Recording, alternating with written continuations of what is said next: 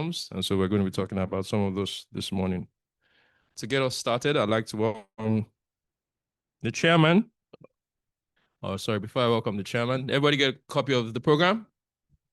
Yeah, all right. So we have a small assignment. There's a barcode at the bottom. Kindly and take 2 minutes to do what we have to do. Once you scan it, before we start, the barcode is at the bottom of this sheet of paper. Please bring out your smartphones, still on silent or vibrate mode. Please scan. We have 120 seconds to do that. Your time starts now.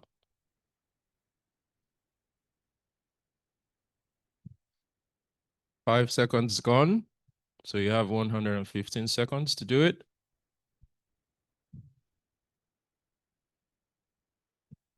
The barcode is on the screen, so you can also scan it beside my head. We now have 110 seconds to go.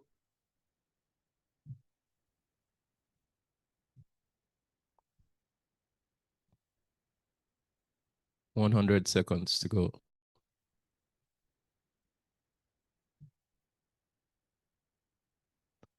And now it's 99 seconds to go.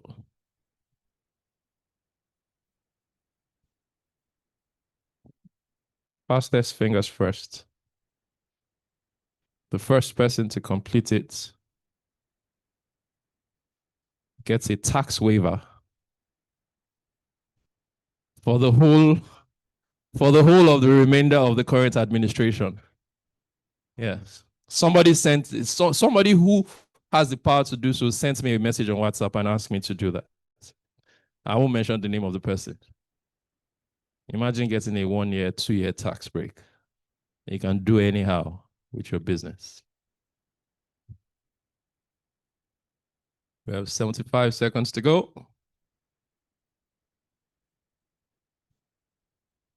He's giving me a voucher to hand over to the person.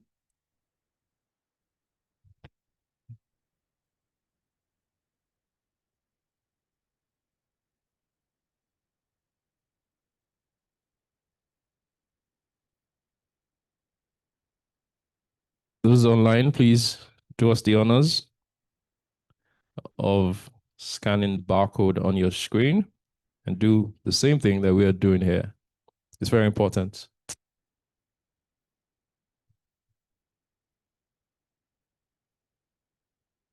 Let me take a moment to acknowledge those of you online. Thank you, thank you, thank you, Ben Wafo. Bernice Aileru, I see you, I cite you. Abdullahi Sani. Abdul Kadri Kolade Yunusa. Habiba Sidi. And Frederick Achayinku. Ola Akinlola. I also see you, Janet Note Taker. I hope you're taking notes. You have an interesting name, Janet Note Taker. Kemi Joseph. Joshua Ulua Shegun. Nora.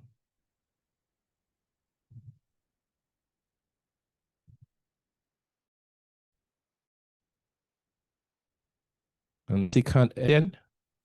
We should be rounding up now. Anybody finished yet? You finished? All right. The first 7 people to finish will file out to receive their certificate of tax exemption. And it's going to be presented by you-know-who. So just raise your hand if you finished. 1, 2, 3, 4. All right. Are you ready to present the certificates to them? Okay. It says after the event. All right. Thank you very much, ladies and gentlemen. All right, we're taking it further now. I'd like to invite Mr. Olani Yusuf, chairman of the NESG, for a brief opening remark. Please put your hands together for Mr. Yusuf. Thank you. Thank you, and good morning, everyone. I noticed it said a brief, but the secretary has given me more than a brief. Well, good morning, everyone. Thank you all for joining us this morning.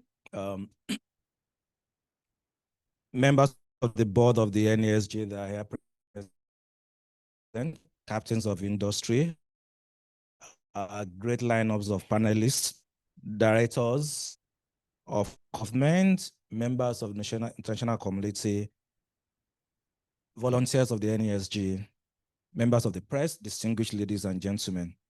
It's my pleasure to welcome you all to the 2025 half-year private sector microeconomic outlook, organized by both the stakeholders and membership departments of the NESG in collaboration with the research department of the NESG.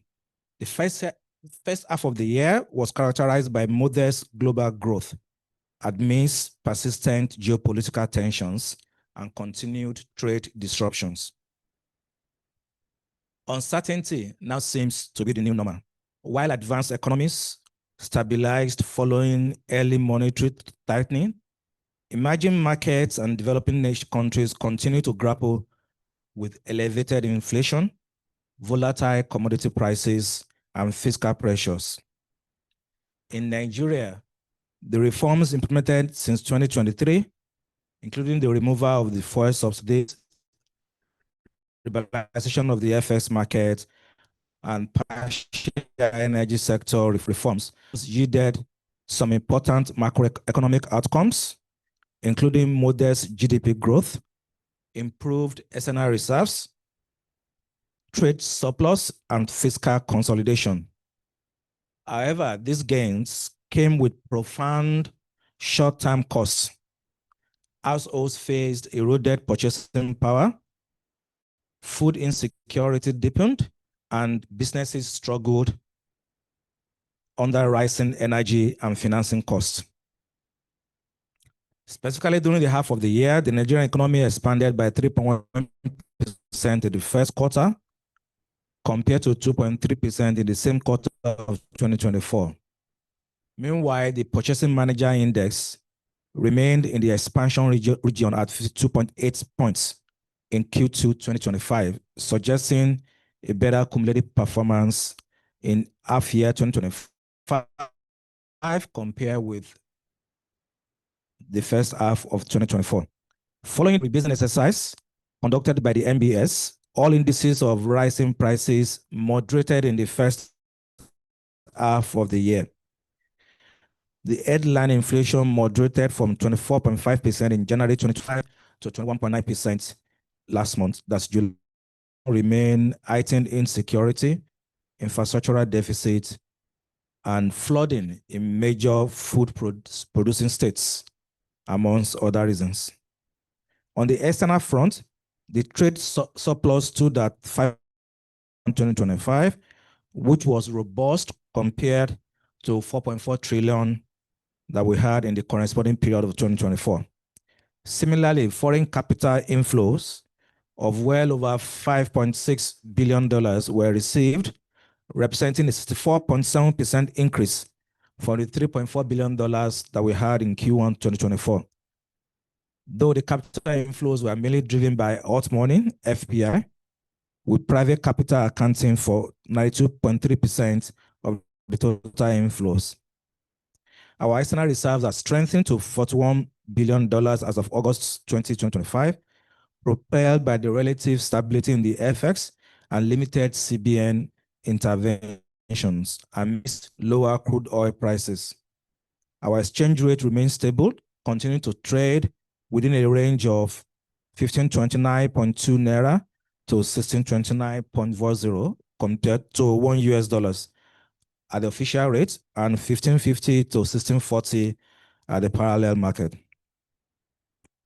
Due to global trade tensions and geopolitical crisis, Nigeria's reference crude oil price averaged $73.5 per barrel in H1 in the first half of 2025, which is lower than the 86.3 that we had in the first half of 2024. And of course, lower than the $75 per barrel budget benchmark for 2025. Overall, the fiscal deficit persists, but aligns with the target, albeit skewed towards recurrent spending, despite the huge infrastructure deficit across the country.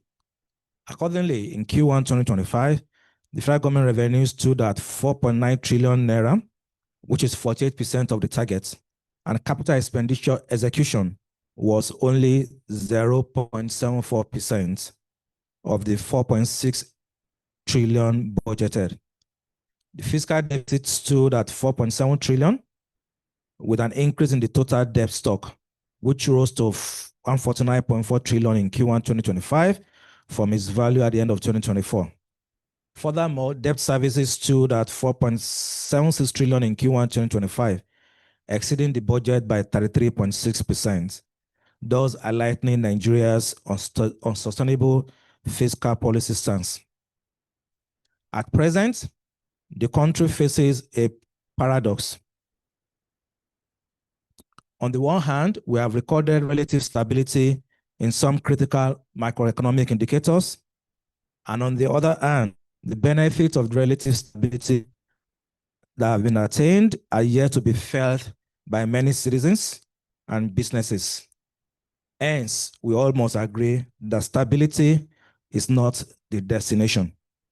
It is only the starting point.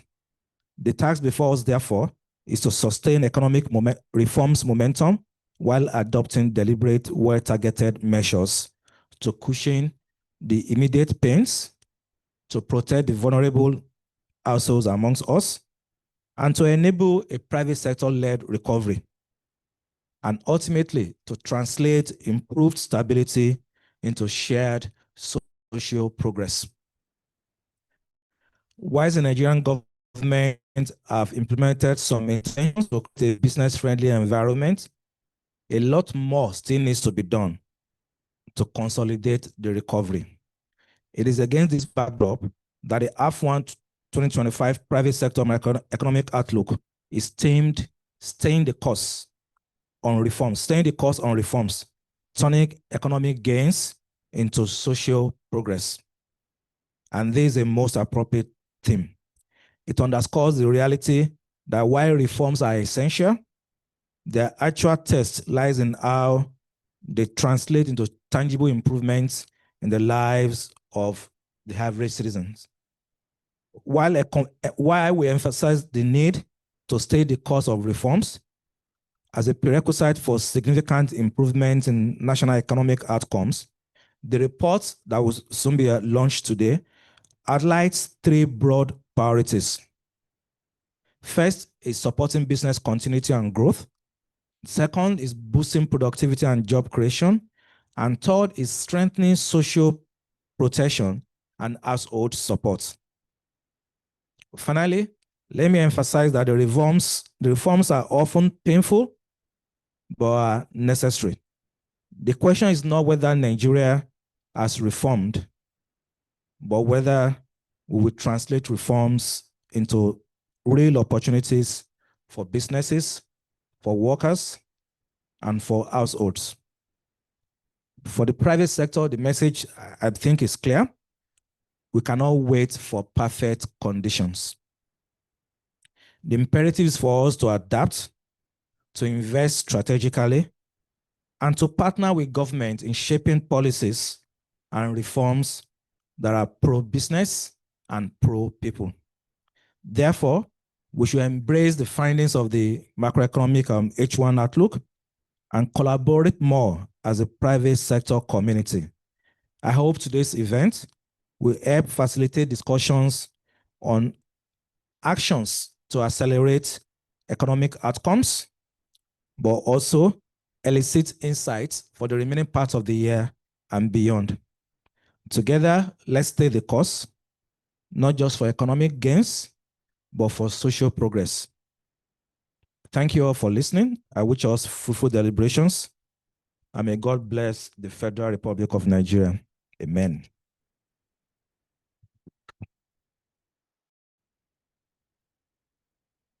May God indeed bless the Federal Republic of Nigeria. For those who came in after we started, I'd like to kindly request that you put your phones on silent so that it doesn't interfere with the proceedings. Thank you very much. Reforms are painful but necessary, and reforms that are pro-business people are what we all need. Thank you. modest global growth, advanced economies stabilizing, developing economies continuing to grapple with the very many challenges, especially an example like flooding in food-producing states of the country. That's an introduction. We're taking it further to listen to a presentation or watch a presentation with graphs and charts and the numbers. I'd therefore like to welcome the Chief Economist at the Nigerian Economic Summit Group, Dr. Olusegun Omisakin, for his presentation. Thank you. Thank you. Good morning, everyone. And thank you so much, Mr. Chairman, for letting us know indeed that stabilization is not a destination. Is a starting point. So my job this morning is to, first of all, provide the basic data, the benchmark data through which our engagements will also be enriched, especially during the panel session. And to also say that this is the continuation of our macroeconomic outlook. And so the idea is to monitor progress. We launched our macroeconomic outlook January this year, and we've decided to follow a framework which strongly looks at the path from stabilization, achieving stabilization, and then acceleration. The idea behind it is to say, let's reforms, let's policy interventions have a common goal, which is for us to achieve stabilization at the beginning, and then we scale over time. We've been monitoring this from 2024, actually, but 2025 gives us the opportunity to see what we've done so far, what worked, what has not really worked, and what we need to do about it. The idea is for us to concentrate on those strategic inflection points because they are very important. What are we doing? What direction are we taking? Do we need to change something? Do we need to improve some things along the way? So in the next 10 minutes, I will present to us the state of the Nigerian economy as at 2025 H1.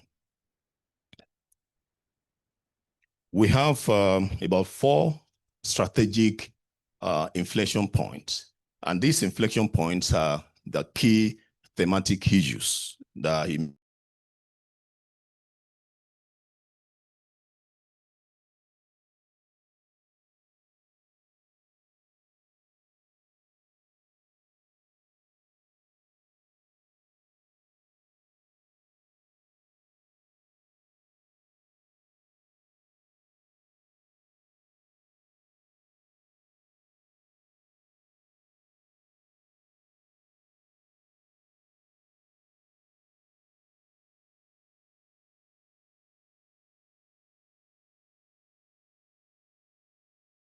is very weak, especially in terms of the impacts on the whole strategies and the plans that we have ahead of us. We are still doing around 3%, 3.1%, which though it's an improvement, but the momentum looks like we need to do far better than this. We've also noticed that, again, we've had some other strategic sectors that are driving this growth now. So the growth looks a little bit well balanced in terms of the activities of subsectors. But the key message is that, yes, we are doing far better than what we did in 2024, H1, but to build a resilient economy, we must do far more than this. The second theme is also the interaction between the inflation control and that of credit constraints. While the government, through the CBN, has been very strong in terms of controlling inflation, and we've seen the results, actually. But the impact also is that credit to a private sector declined from around 48% in H1 2024 to 2.8%. And that also shows that while we are building stability strategy at the earlier part, we need to also consider the drivers of growth, which is the private sector. And this has led significantly to alternative financing that the private sectors are already exploring. So the takeaway here is that our policies and the reforms, yes, we understand the beginning, but we need to watch out for this point. The third one is also that the private sector confidence improved significantly compared to what we had in 2024 H1. However, the challenge is still there. The financing, the cost of credit, we've talked about that. But obviously, the signal from both her NESG, BCM, Business Confidence Monitor, and the Stanbic IBTC PMI, the signal that we've received is that despite the weak growth, despite the constrained environment in terms of the credit availability, the private sector remains the true engine growth, the growth power for this economy. And the fourth one, which remains very, very significant, and the chairman also referenced that, is the question of what happened to the welfare, the distribution effect of platforms and our activities. We all know that the basis, the foundation for stability is not just about whether we are growing, it's also whether we are growing together, inclusive growth. And when we consider what we had as of January to what we have in June, we've seen that there is about 10% welfare loss in terms of the economic power, the purchasing power of the people. So that means that we are facing the challenge of how do we grow in such a way that the growth will not be paid for by the people, by the welfare of the people. So these are the inflection points that needs critical assessment as we move to the second part of the year. And again, since the aim is for us to achieve true stabilization through this year. And so how do we turn this progress we recorded and some of the challenges we're having, how do we look at them together and propel a common growth going forward? The first one, that we need to acknowledge what has been working. The reforms, many of them initiated in 2024, some came in this year, and we still have a lot going forward. That's typical of an economy that wants to stabilize first, that has faced a lot of challenges. But we need to identify those ones that are truly working. Yes, we've grown, but yes, we're saying the momentum is weak, but at least we've recorded a very interesting growth. The second one is that we've experienced the fiscal discipline in some aspects, and we'll still talk about some of the other challenges that we think we need to address in terms of our fiscal position. And the chairman also referenced that in terms of our deficit, in terms of our improvement in our discipline and spending, especially at the expenditure side. We've also seen that the monetary policy measures in terms of controlling inflation expectation seems to be working. The investors' confidence also has improved significantly. But do we take time also to look at what is not working, or what outcomes we are experiencing that we think we can do better? The first one, we've talked about that, is that for us to establish and indeed a stabilized foundation upon which we can build consolidation and expansion, especially among the communities of nations, especially in Africa, we need to do far more than 3.1 or and the neighborhood of 3% or 4% as an economy. Actually, we are doing more or less in the neighborhood of our population growth rate. And that shows that in the per capita income or any other welfare metrics, we are not doing anything. We are not achieving a tangible result. The second one is that we need to look at the inflation pressures. While the new methodology for inflation shows that, well, depending on who is interpreting it, whether we use the word declined or shift or whatever, the evidence suggests that the people are still under the burden of inflationary pressure, and we need to look at that also as we move on. The third talks about the access to credit. I think this is so fundamental to how the private sector can drive growth. If the private sector are exposed to the environment that their engine could not even propel their personal growth, there's no way they can be the engine of growth for the nation. And so lastly, we need to look at the social protection. We've increased, currently, in terms of the numbers, the data, but we have not seen the impact in the life of people. I think we need to develop a very strong, clear, and nationwide framework that really talks into who are the vulnerables.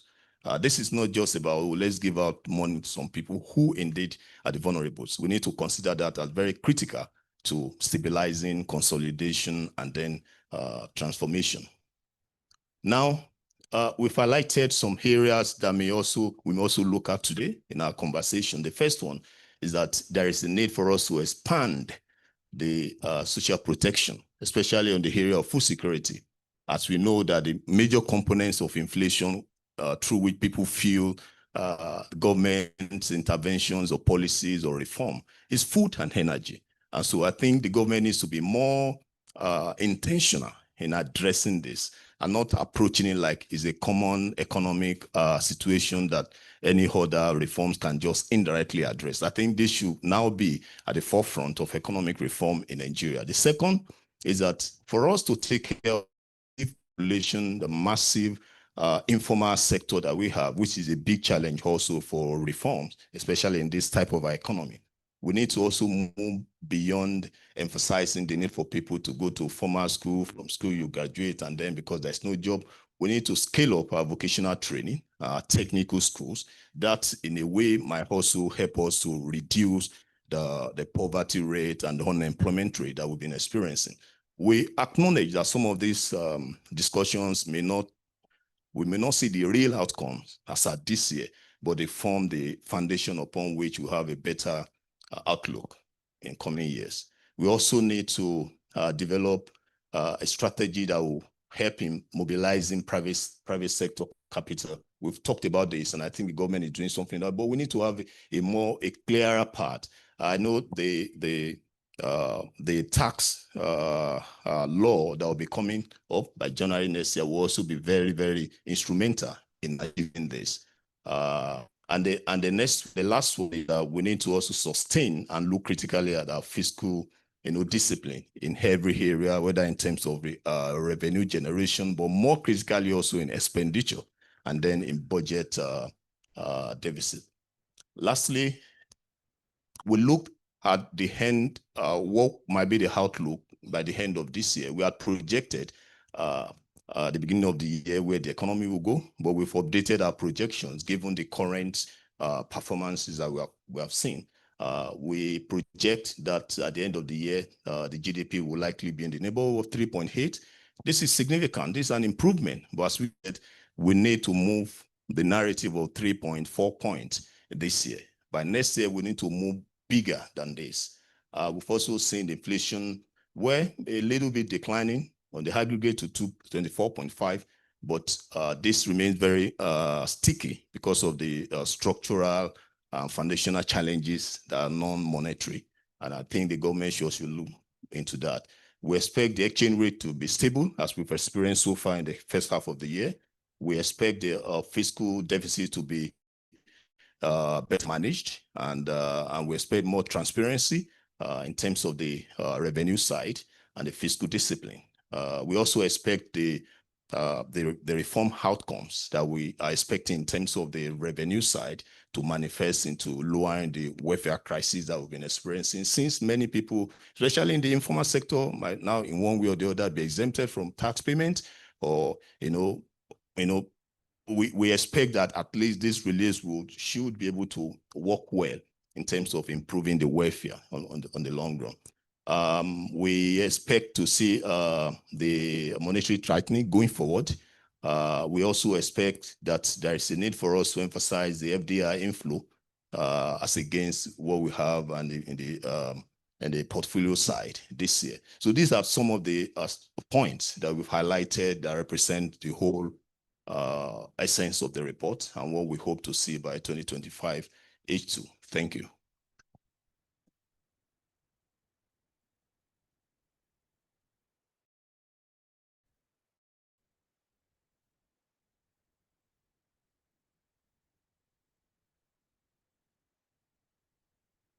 Thank you very much. All right, we're going on to the next item on the program, which is to listen to experts dissect the issues as we progress in the second half of the year. In no particular order of preference, I'd like to invite the speakers one after the other. The first is an accomplished and highly seasoned leader with a proven track record of creating long-term strategic and financial value across several industries. He's Group Managing Director and Chief Executive of Flour Mills Nigeria. For decades, he's held several executive positions in various industries, most recently as Group Chief Officer at Flour Mills, as Group Chief Operating Officer at Helios Investment Partners. He managed investment portfolios, and he's held several leadership positions, including CEO at Emerging Markets Telecom Services, formerly Etisalat, and later Nine Mobile, and now T2, where he led the sale process of Nine Mobile. He was a partner at GA Capital and serves as chairman at Axilla Group. Please welcome Boy.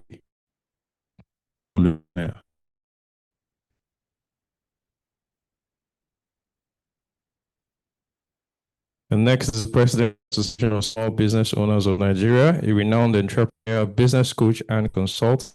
He's an ardent advocate for inclusive economic growth and champions improved stronger institutional support to enable SMEs thrive.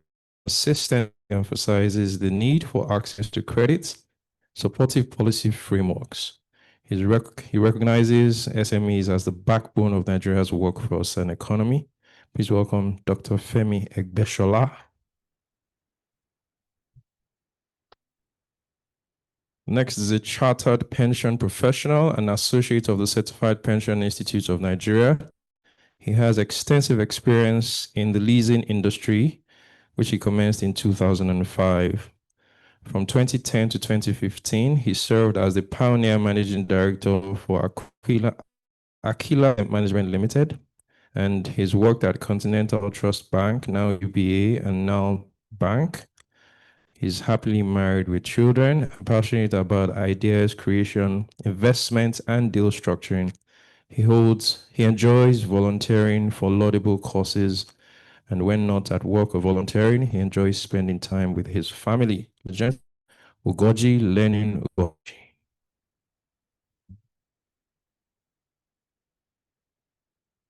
Okay, and the star girl amongst them, she is the founder and vice chairman, and executive vice chairman of Emerging Africa Capital. She sits on multiple boards, including serving as chairman Layer 3 Limited, non-executive director at Transnational Corporation PLC, member Nigeria's National Advisory Board on Impact Investing.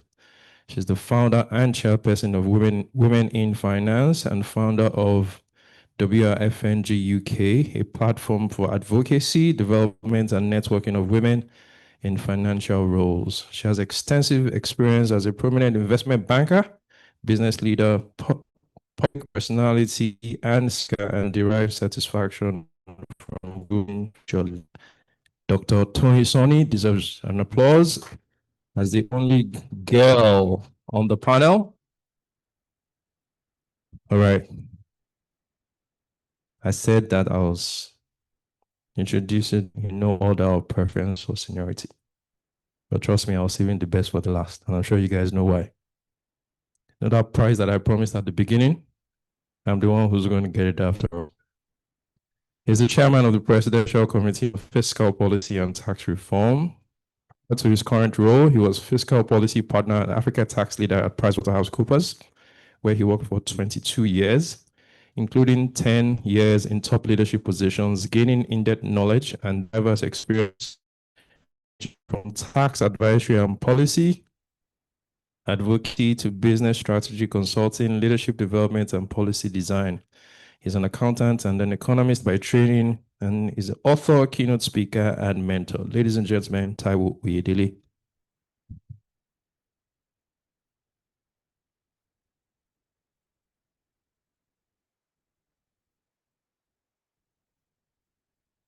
All right. And I'd like to take a moment to acknowledge all of our board members at the NESG, our corporate and individual partners.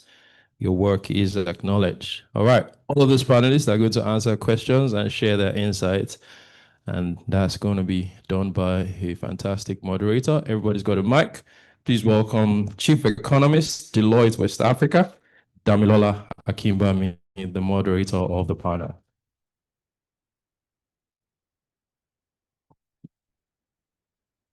Over to you. Time starts now.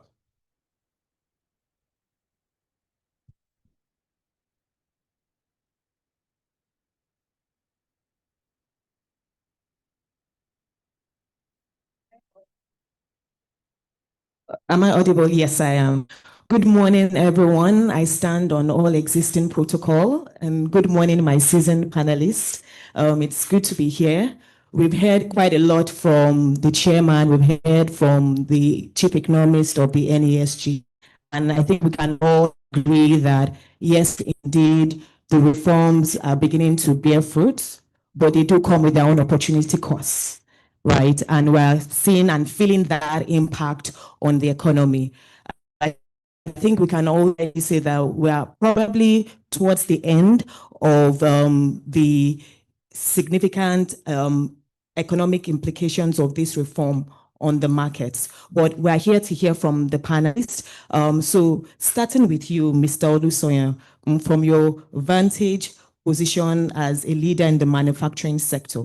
Yes, we've heard about, the reforms, the removal of fuel subsidy, FX reforms. So from your own position, right, how have these reforms impacted on the manufacturing sector? How have they shaped the cost structure and basically the competitiveness of our local industries in the market? First of all, good morning, everybody. I think that kind of question is the one that will get me sacked this morning. So, no, well, look, I know that there's been a lot said about the reforms that have been done. And if you were on the private sector side sitting in front of government prior to them entering, and you were giving them a short list of things that you needed to be done, I think a lot of what they've done, you would have said immediately, deregulation of the PMS sector, you'd have said liberalization of the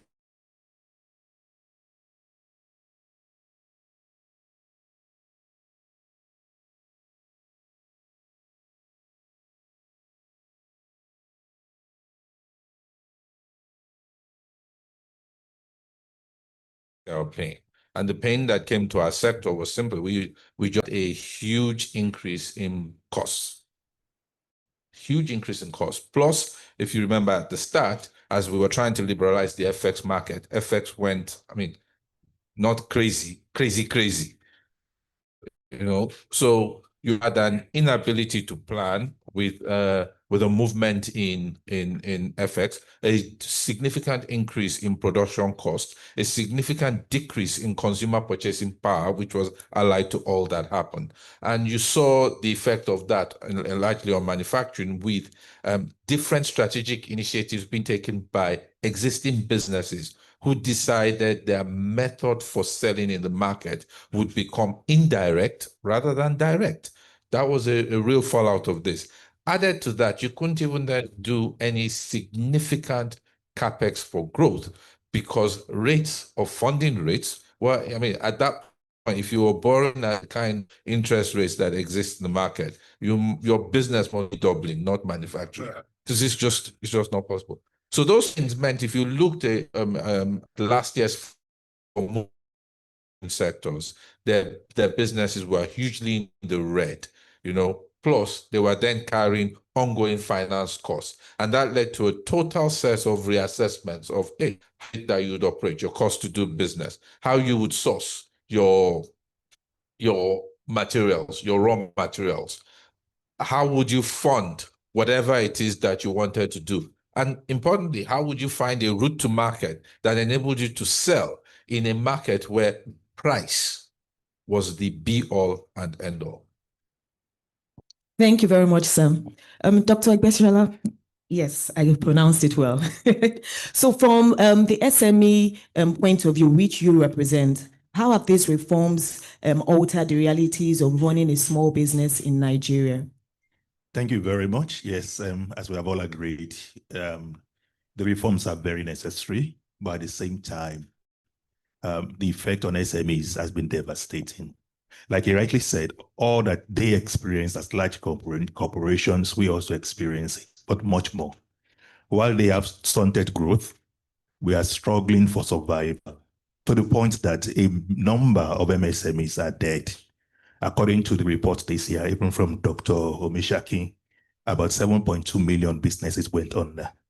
That's about 30% of our population. So if you have 10 children and 3 died within a period of 2 years, then you know it's a big issue. Again, also, you discover that many of us are just not there again. The apathy for business is so strong now that you don't see new ones coming into the system because the economy is really bad. And at this point, we have a big challenge. The challenge is that it is difficult to scale. You now begin to ask yourself, over the period of the past even 10 years, how many small businesses has been able to metamorphose to become medium-sized or large corporations? Very, very few, if any. And that shows that there's something wrong with the system. If I've been doing one thing over the decades and it's not working, it means that we must do something new. Like it was highlighted, one of our biggest challenges has been financing. If you look at states today, financing gap is about 13 trillion naira. That's as huge as it is, according to IFC. Now look at it. The system is so stressed. We cannot access funding. It is because it is impossible for us to survive, to grow, and scale. Now we have government has been able to provide some form of intervention for. You look at it, the one and now 2 years or so ago was 75 billion for the MSMEs. Now compare 75 billion to that huge financial gap of 13 trillion. It also shows that it is not the responsibility of government alone to support MSMEs when it comes to funding. Then the question is, what are others in the ecosystem doing? There are so many things that can be done. For example, it is also possible that governments mandate banks, as it was done sometimes in the past, to earmark certain percentage of their profits to support SMEs. This should not be done as a business. If you want to do it as a business, it will not make you the kind of profit you want, and you may not want to do it as a bank. But if it is to develop the ecosystem and provide a cushion for the MSMEs during this reform period, I think it will work and it will be able to help us grow and scale.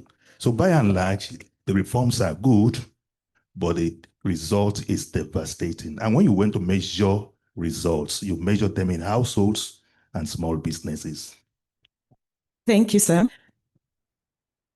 So, Dr. Sonny, I would come to you. So, from hearing from Mr. Olusoni and Dr. Egbeshala, one major point they've raised is the issue about funding, whether to the manufacturing sector, to SMEs. So, from an investment and capital market perspective, do you think that these recent reforms, they've laid the foundation for greater macroeconomic stability, or are we still in a transition stage? Thank you. So my answer is going to be yes and yes. So the reforms have definitely begun to lay a foundation for macroeconomic stability and for recovery of our economy. I said it's yes and yes. We are still in a transition phase.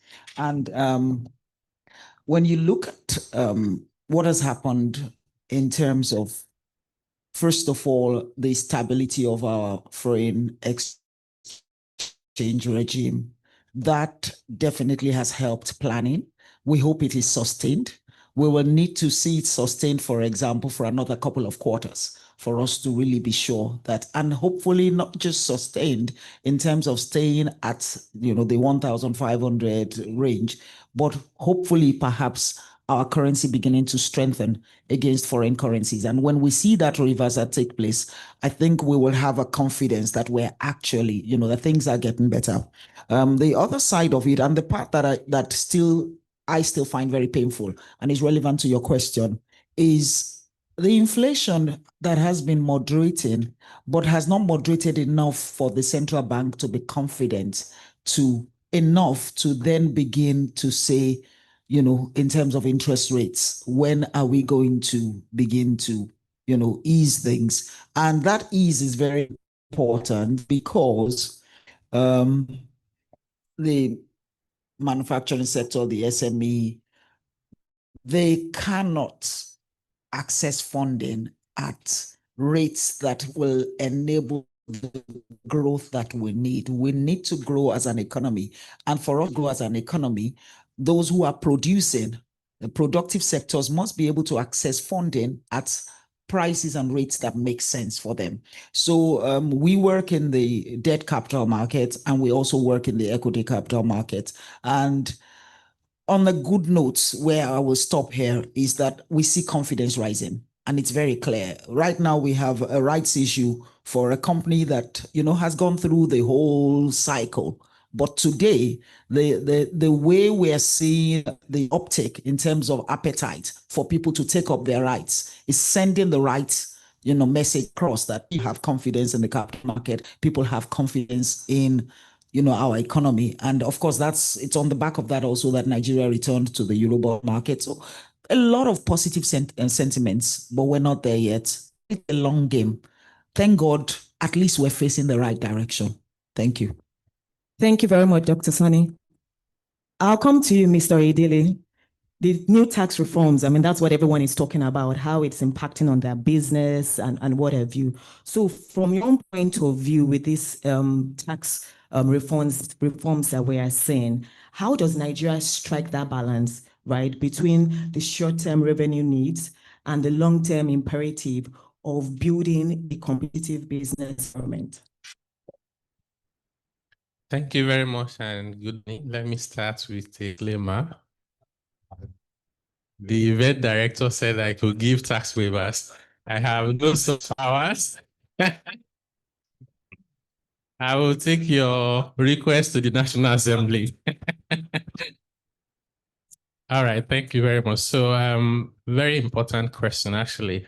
How do you strike that balance? I think Nigeria has, at this moment, a very unique opportunity to balance those very important aspirations almost by default. So we don't often remember that if you have a subsidy, like we did on PMS, and you had the subsidy also on FX, if you remove them, it's equivalent to imposing taxes in terms of the fuel and the in.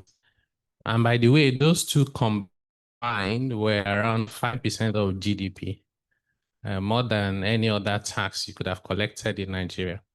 But we had fundamental issues with those two in particular. You had the fiscal cost. That's the amount that hits the federation account, hits the government P&L. You had the distortion. Both of them were extremely distortionary. They were making it difficult for businesses to thrive, for government to get anything done, and things were just very hard. So the country was bleeding.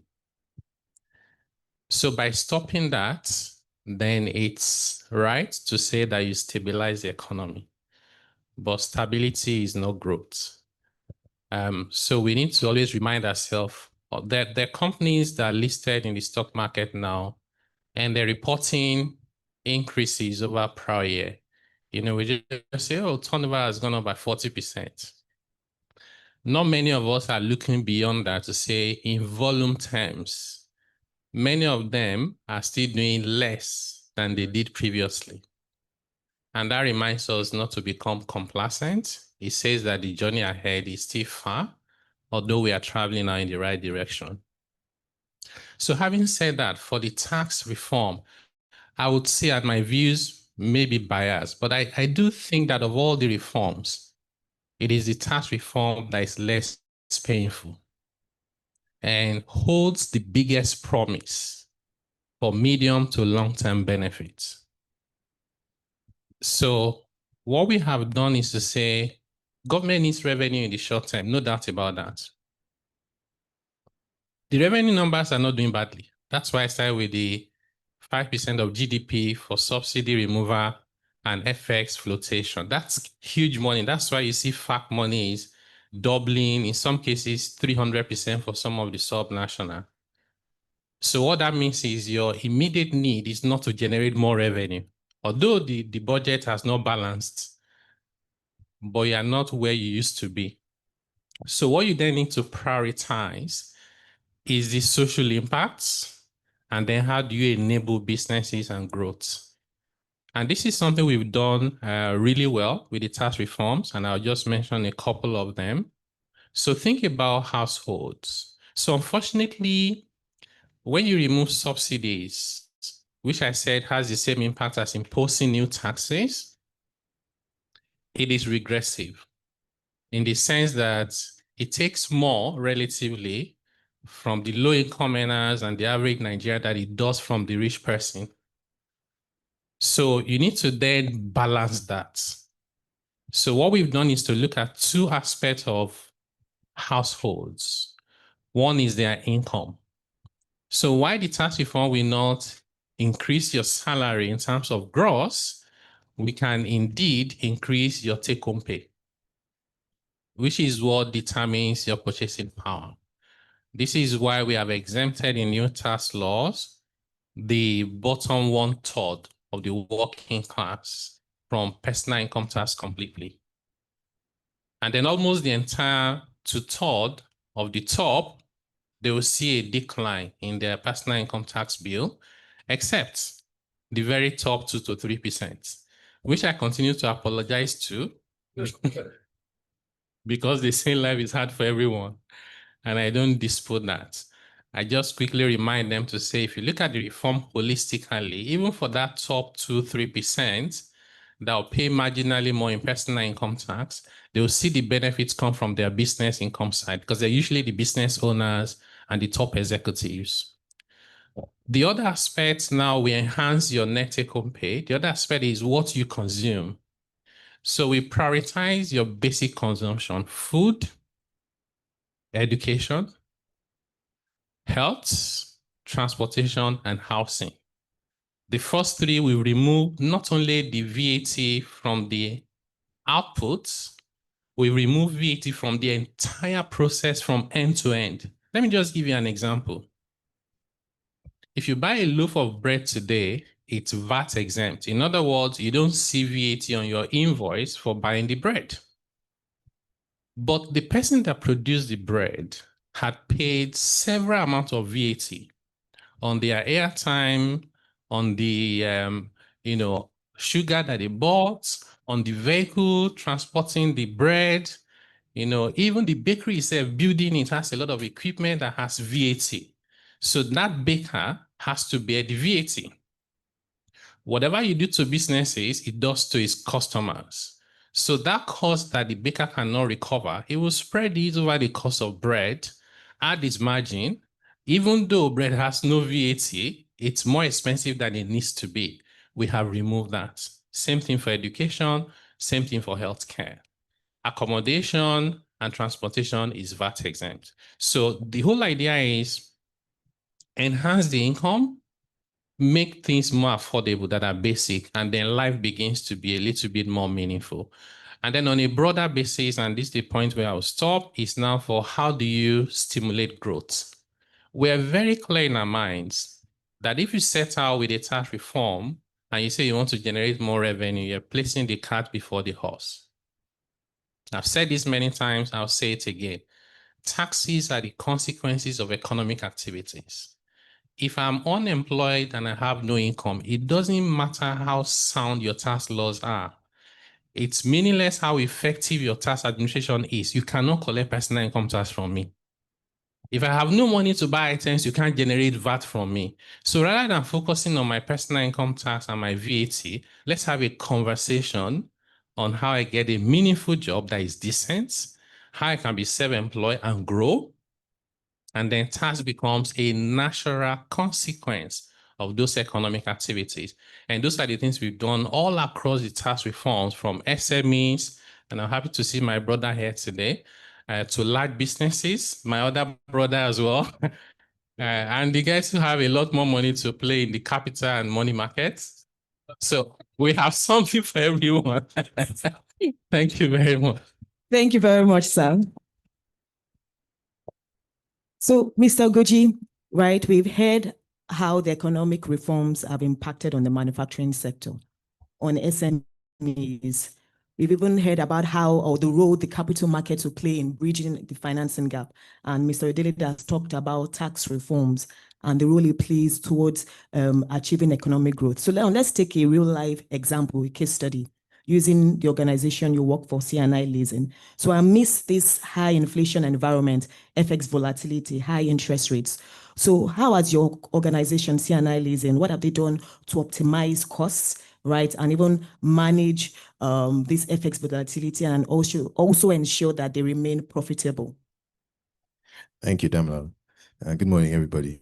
I was very happy when Dr. Taiwo was talking, because those are the kind of things that I think we want to hear, because we think that a lot of the conversation that happens tends to happen in rooms where people don't understand the pinches that happen to businesses, and that for all our 7,000 employees, these guys take checks every day, and it has significant impact. So I'm really hopeful that the tax reform will have the kind of impact that we are looking for. In terms of, to your question, C&I Leasing is very hands deep, I think, in the economic development of Nigeria for the past 35 years. And we have taken some, will I say, practical, will I call it, examples that have happened so far. I think one of the things that we have found out over the years, and which we are now implementing over the past couple of years, has been what you mentioned about cost optimization, because we are in some kind of transition period. It's very clear. And I think all the speakers have alluded to that. And what happens in a transition period is that depending on what you do, the outcome would either be long-term positive, or you just have some short-term hurrah that you can clap about. And for you to have the long-term positive, that pain that we're talking about must occur. Nigeria has been subsidizing itself probably since independence.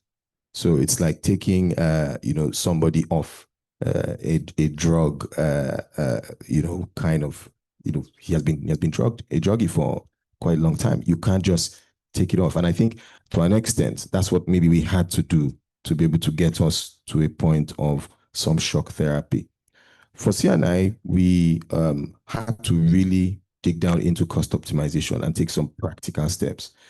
Practical steps in the sense that you did have a business that was not high revenue generating as we wanted, because we had utilization issues, so we had some assets, but we couldn't utilize them as much. So what did we do? We had to look at what are the things that cause the cost implication for instance, our clients and our staff.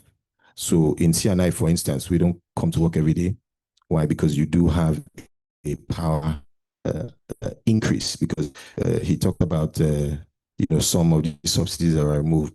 Subsidy on power was also affected, so that tremendously affected power.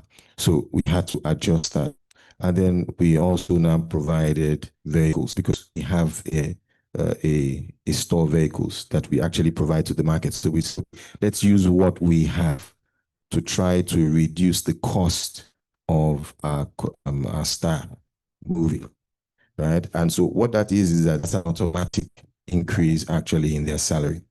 It's just that, so they don't have to pay that, So what I did was that in a work week of 5 days, so we come to work 3 times, a week, And what we now also did was that we took those buses that we were utilizing for that purpose to also rent them out on the days that they don't come to work. So in a way, we were self-financing that option that we created to the client. And I think that's what businesses have to do. You have to look at the local problems that you have. You can't really go to her to come and solve this problem. You have to look at it in Nigeria. Look at how it does affect your staff, your clients, and come up with those innovative solutions that can now provide the value that they can see. And I think that is one of the things that maybe we've been able to do. Thank you very much. Mr. Olusoya,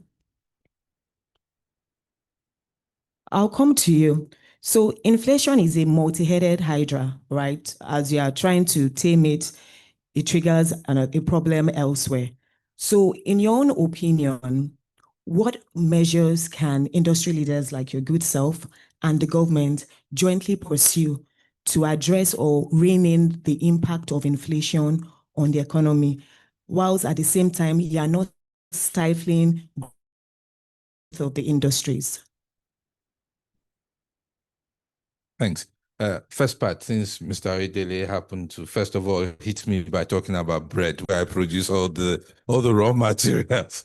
And then the first part has been done, which that we can all do, which is actually in an environment where basically government has been utilitarian, if that's the word for it, in terms of tax enforcement. Creating an environment that enables us from a tax point of view jointly would be great.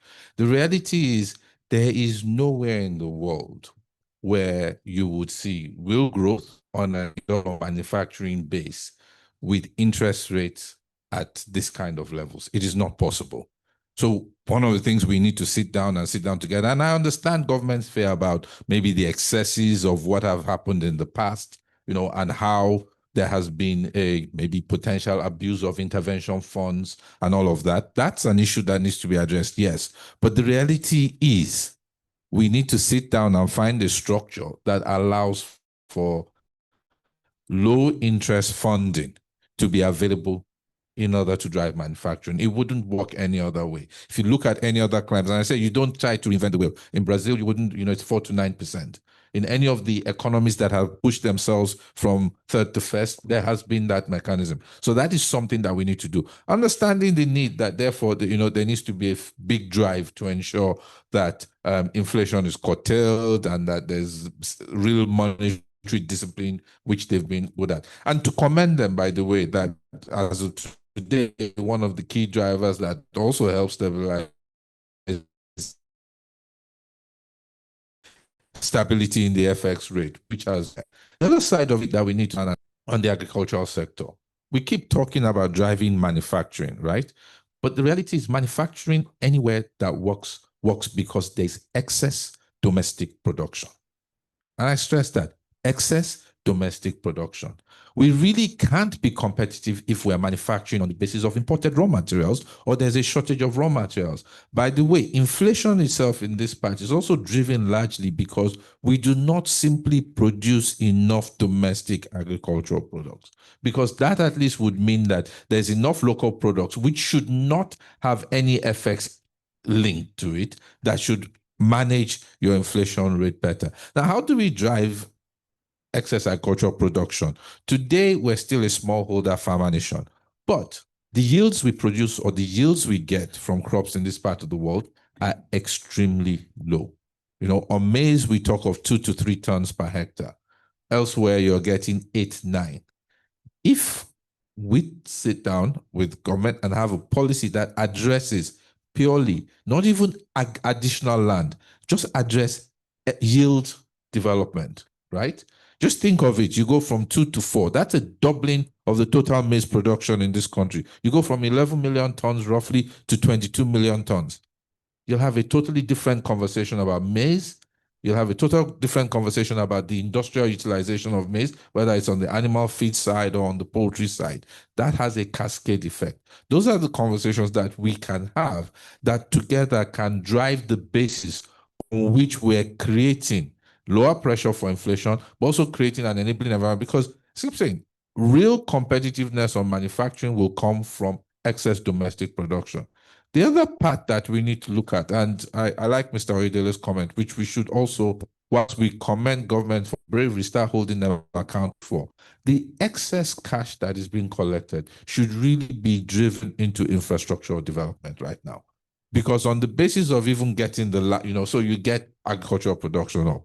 Today, you cannot go from Ilorin to Lokoja because the road is bad, right? You can't go from Benin to Asaba because the road is bad. Those are simple arterial routes. You don't even need to, you don't need to do anything complicated to them. Just fix them regularly enough that cost of transportation or the ability to move those goods become easier. The ability for us to get those goods become easier. Those are things that, and apart from that, if you look at from a pure employment point of view, two biggest drivers in terms of mass employment would be construction and agriculture. So if we focus on those two alone, there's a huge ability for us to create an impact that translates down to manufacturing. The last one, from my perspective, would be power costs, right?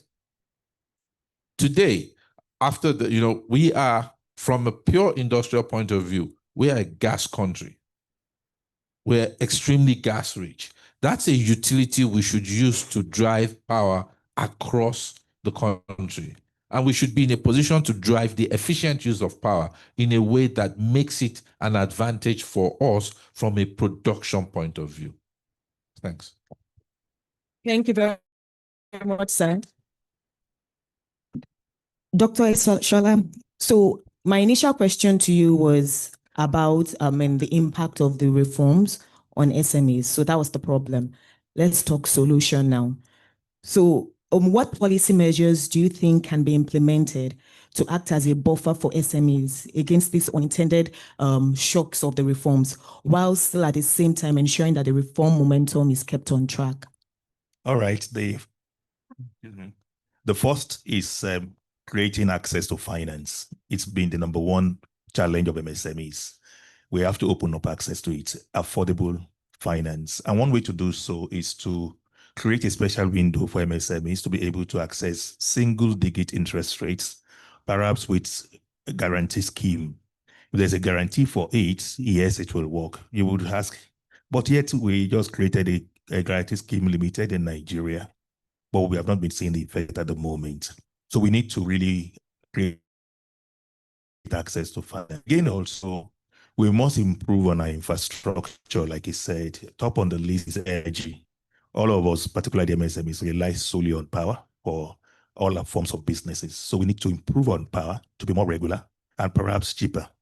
We also need to work on our routes, like I mentioned, transportation and logistics. We also need to begin to open up other organizations, other corporate bodies to also be responsible to creating an enabling environment for MSMEs. One of those such ways is that it will not be a bad idea if Nigerian Flour Mills is having a policy that says that a certain percentage of their procurement must be targeted to MSMEs, not just the first bidder, but help to increase access to markets. Again, also, government needs to understand that many of these MSMEs do not have the capacity to withstand the shocks of these reforms. And that being the case, there's need to create enabling support. One of it is creating more industrial hubs, industrial centers, clusters, incubation centers, where MSMEs can always walk in to do their business without necessarily needing to buy land, build, and all of that. We also need to begin to create a lot of incentive for exports. Now is the time for us to now begin looking beyond our environmental shores to begin to export to Africa and beyond. Yes, we have AFTA in place, but you ask me how many MSMEs have been able to leverage on AFTA to be able to export. So government needs to do a lot of hand-holding, not just policy, hand-holding in that regard to ensure that MSMEs are able to export our products. And that's one way we can also grow our GDP and it will attract more effects into the country.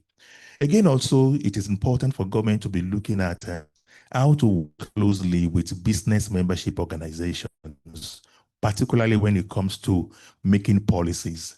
It's important that business membership organizations, stakeholders in the MSME ecosystem are part of co-creating policies, implementing policies, monitoring and evaluating policies. Most times, what we see is that you just bring policies, then the MSMEs and the stakeholders in the ecosystem are just end users. And most times it doesn't work that way.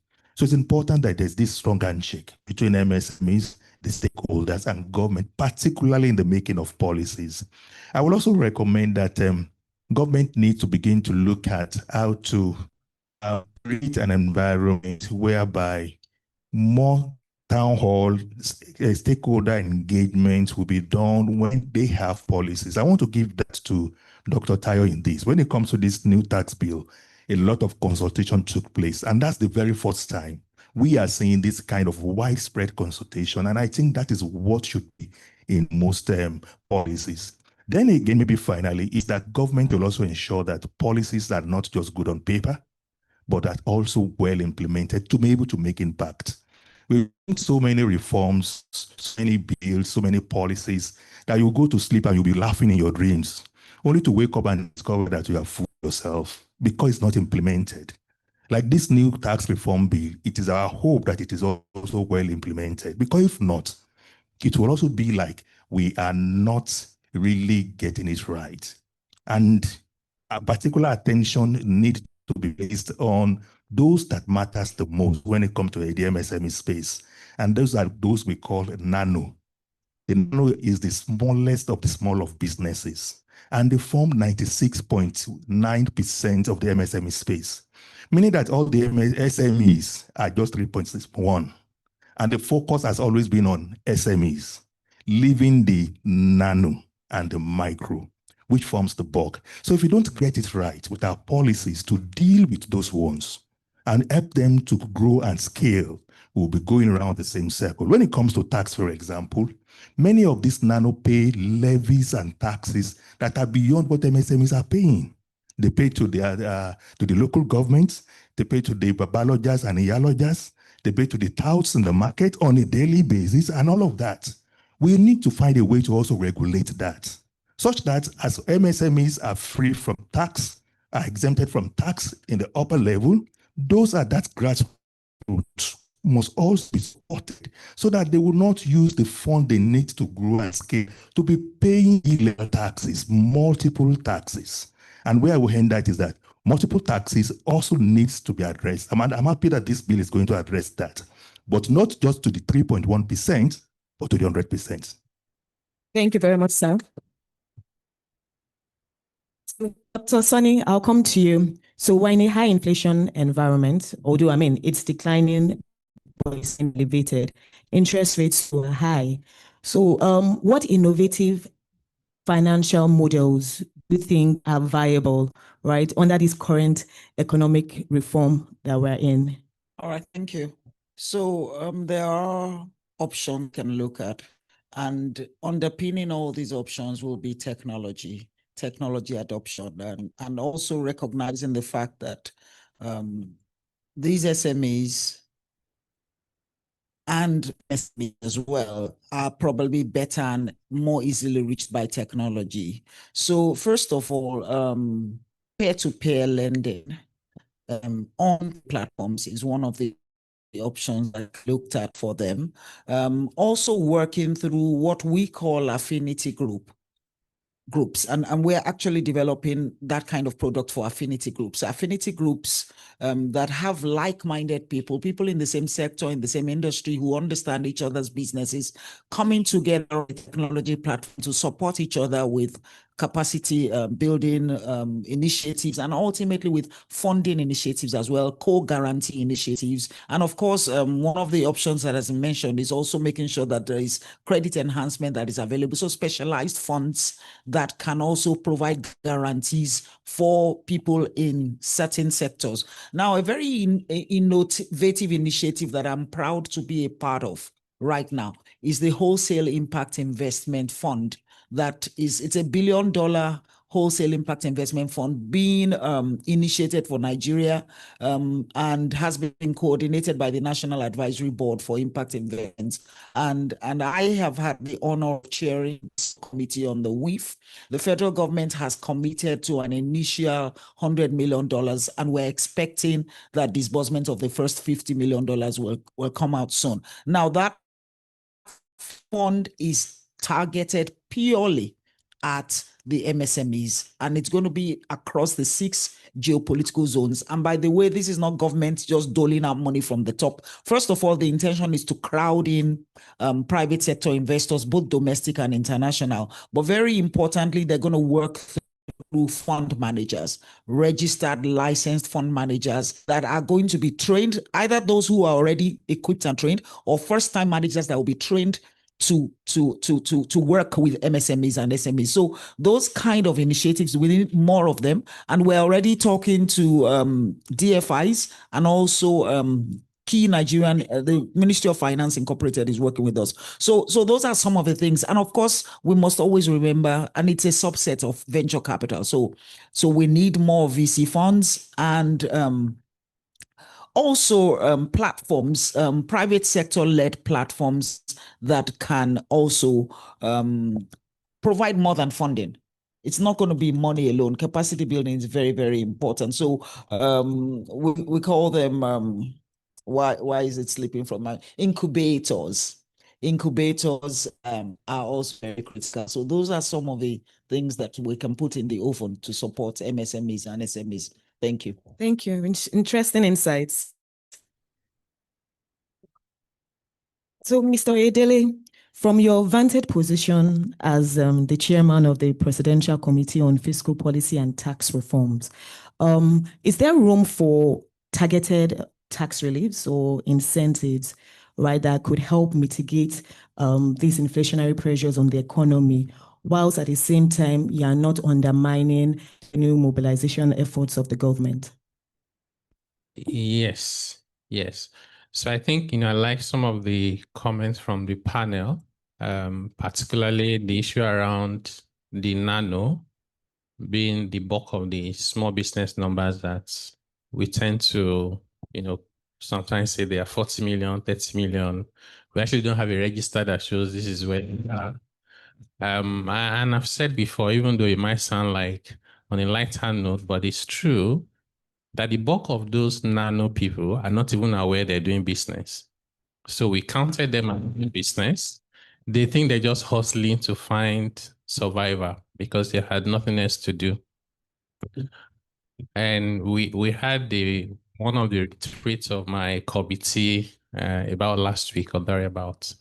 And one of the things we reminded ourselves of is that if you are homeless and you come up with this brilliant 3D design of a house, you can't begin to celebrate because you're still homeless. And so the 3D is the ideas around the tax reform. You move from the 3D and you lay a solid foundation. You are still homeless. The solid foundation for us are those tax laws that have been enacted. You truly have a home when you build on it, and that is the implementation. So we are very clear in our minds that this will mean nothing if we don't. And we're trying to do that. You mentioned all over the world, you find that the difference between the rural inflation of food, for example, and the urban inflation of food is usually transportation. But in Nigeria, you have to add other things to it, from illegal taxes illegally collected, to bad roads. And that's why you see it's almost 500 basis points. I don't know of any other country. There could be, but I'm not aware of any other country where the difference between the rural and urban inflation of food is up to 500 basis points. That's something we can deal with. It was not imposed on us by God. There were issues that we could manage. Then you think about something like VAT. So in Nigeria, whether you're a manufacturer or you're a service provider, you incur costs on assets. You have to bear the VAT. You incur costs on services. You have to bear the VAT. You go to Ghana, you get the VAT back on those items. So we're just now in the new tax laws granting those VAT to businesses. So when their costs come down, Hopefully, like I said, whatever you do to businesses, they do to their customers. Hopefully, they can share part of that savings with their customers by way of lower prices. But even if they don't, we know in the medium to long term, the market will correct it. Because once you make excess profit, other guys want to share in it, and there will be too much supply, and then things will moderate. So we also recognize that some of this is coming from money.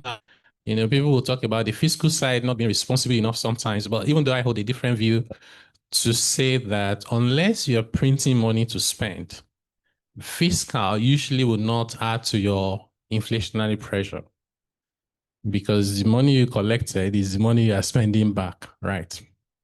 So the good news is we've stopped printing money. The next thing we need to do is to ensure that we reduce the costs for businesses. And I'm 150% aligned with you, sir. I hold that personal view. I know that whatever I say, somebody will say, stay on your lane. Yeah, well, it's the same Nigeria. So take this my view as my view personally as type. Not the chairman of the presidential committee. I do think a way to bring down the cost of funds. If you have an inflation that was mostly driven by higher input costs, I struggle to see how higher interest rates solves the problem. And in most countries, because I've been doing a lot on this just out of curiosity, I do not know of many countries where the reference rate, I like to call the monetary policy rate the reference rate, is higher than the lending rate. So even on government 10-year bond today, they're not getting 20%. Why is MPR 27.5%? It just works to make the cost of borrowing for the real sector much higher than it needs to be. So if you can address those who are very optimistic that over the next 1 year, we can easily see inflation in the low, 15, 16, or maybe even more closer to single digit. We've seen it in countries like even Pakistan at a point, the inflation was over 40. The last few months, they're at 4-5%. So, and without addressing that and addressing it in a way that is sustainable by dealing with the structural problems, we'll be dancing around in circles. I do not think that the space we have to mess around, pardon the use of word, as policymaker, as government, I think is limited. If you do not do an orderly readjustment, the system will force it on you and it will be disorderly. I hope you don't get to that point. Thank you, Mr. Edili. Mr. Ogoji, let's look at the role of the private sector in the scheme of things. So in your own opinion, how can the private sector players like C&I Leasing partner more effectively with the government in co-designing these policies? Okay, thank you. Yeah, I think like Dr. Beshola mentioned, I think that is a very critical part in ensuring that these policies actually have the desired effect. And I think PPDs like this, so private-public dialogues like this, I think is the first. I think the NESG, I think it's important that we commend them for being consistent in trying to drive that narrative. Because this is where the building blocks can be placed to be able to prevent some of the unnecessary hurdles that sometimes will come up, subsequently. I think that's one. Two, clearly, it's a phrase or a term that has been used a lot, but I think the PPP model is probably one of the most necessary models, in my opinion, for Nigeria right now. And why I say so is that capital is available globally. And in more developed markets, capital is clearly searching for a place to stay. In fact, I think capital is probably at its cheapest, in the history of mankind today. There's just so much capital everywhere. And the developed markets don't have the growth trajectory to, to whet the appetite. And even if you look at what is happening or what has happened in Nigeria probably in the last 2 years as a result of the subsidy removal on foreign exchange and some of the movers, we've seen Europe this economy. But as they have exited, Asia has taken over. So that tells us something. It doesn't tell us that something is wrong with what is happening. It tells us that somebody is more competitive. That's the way I see it.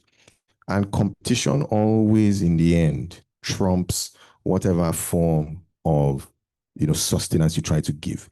Yes, people may say they want cheap funding, but my question is, what is cheap funding? Cheap funding must come of its own volition. So you must create the environment for the cheap funding to organically find you. And that is the way it can be sustainable. So if you look at, for instance, electric vehicles are not going to trump fossil fuel vehicles right now. Why? Because it's not yet as sustainable. So like a C&I leasing, yes, we've started, looking at EVs. Why? Because on a cost metrics, it does make sense. But in a fleet business, it's more than just the cost metric that you're getting at first. You have a resale value at the end. So for instance, if I buy a Toyota Corolla, which is currently in my books, and it's worked for, a certain number of years, so it's fully amortized, it's fully depreciated. But because it's a Toyota, because it has durability, I'm able to maintain it properly and continue to use it. So it's generating income, right? And then it has a subsequent resale value, which ultimately gives some benefit to the company in the form of income. But for the EV, there is no price discovery right now in terms of their alternative value at the end of a supposed lease. Nobody can tell me what would be the cost that somebody would buy an EV.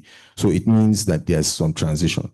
So these are some of the things I think the private sector can bring to help government in forming a policy, so that we don't just create a policy that sounds good, right, but is ineffective in the true sense of the word. So I think that's a very practical example of what I think can happen. Thank you very much. So we'll take some questions from people online. Mr. Olusoye, I'll direct this to you.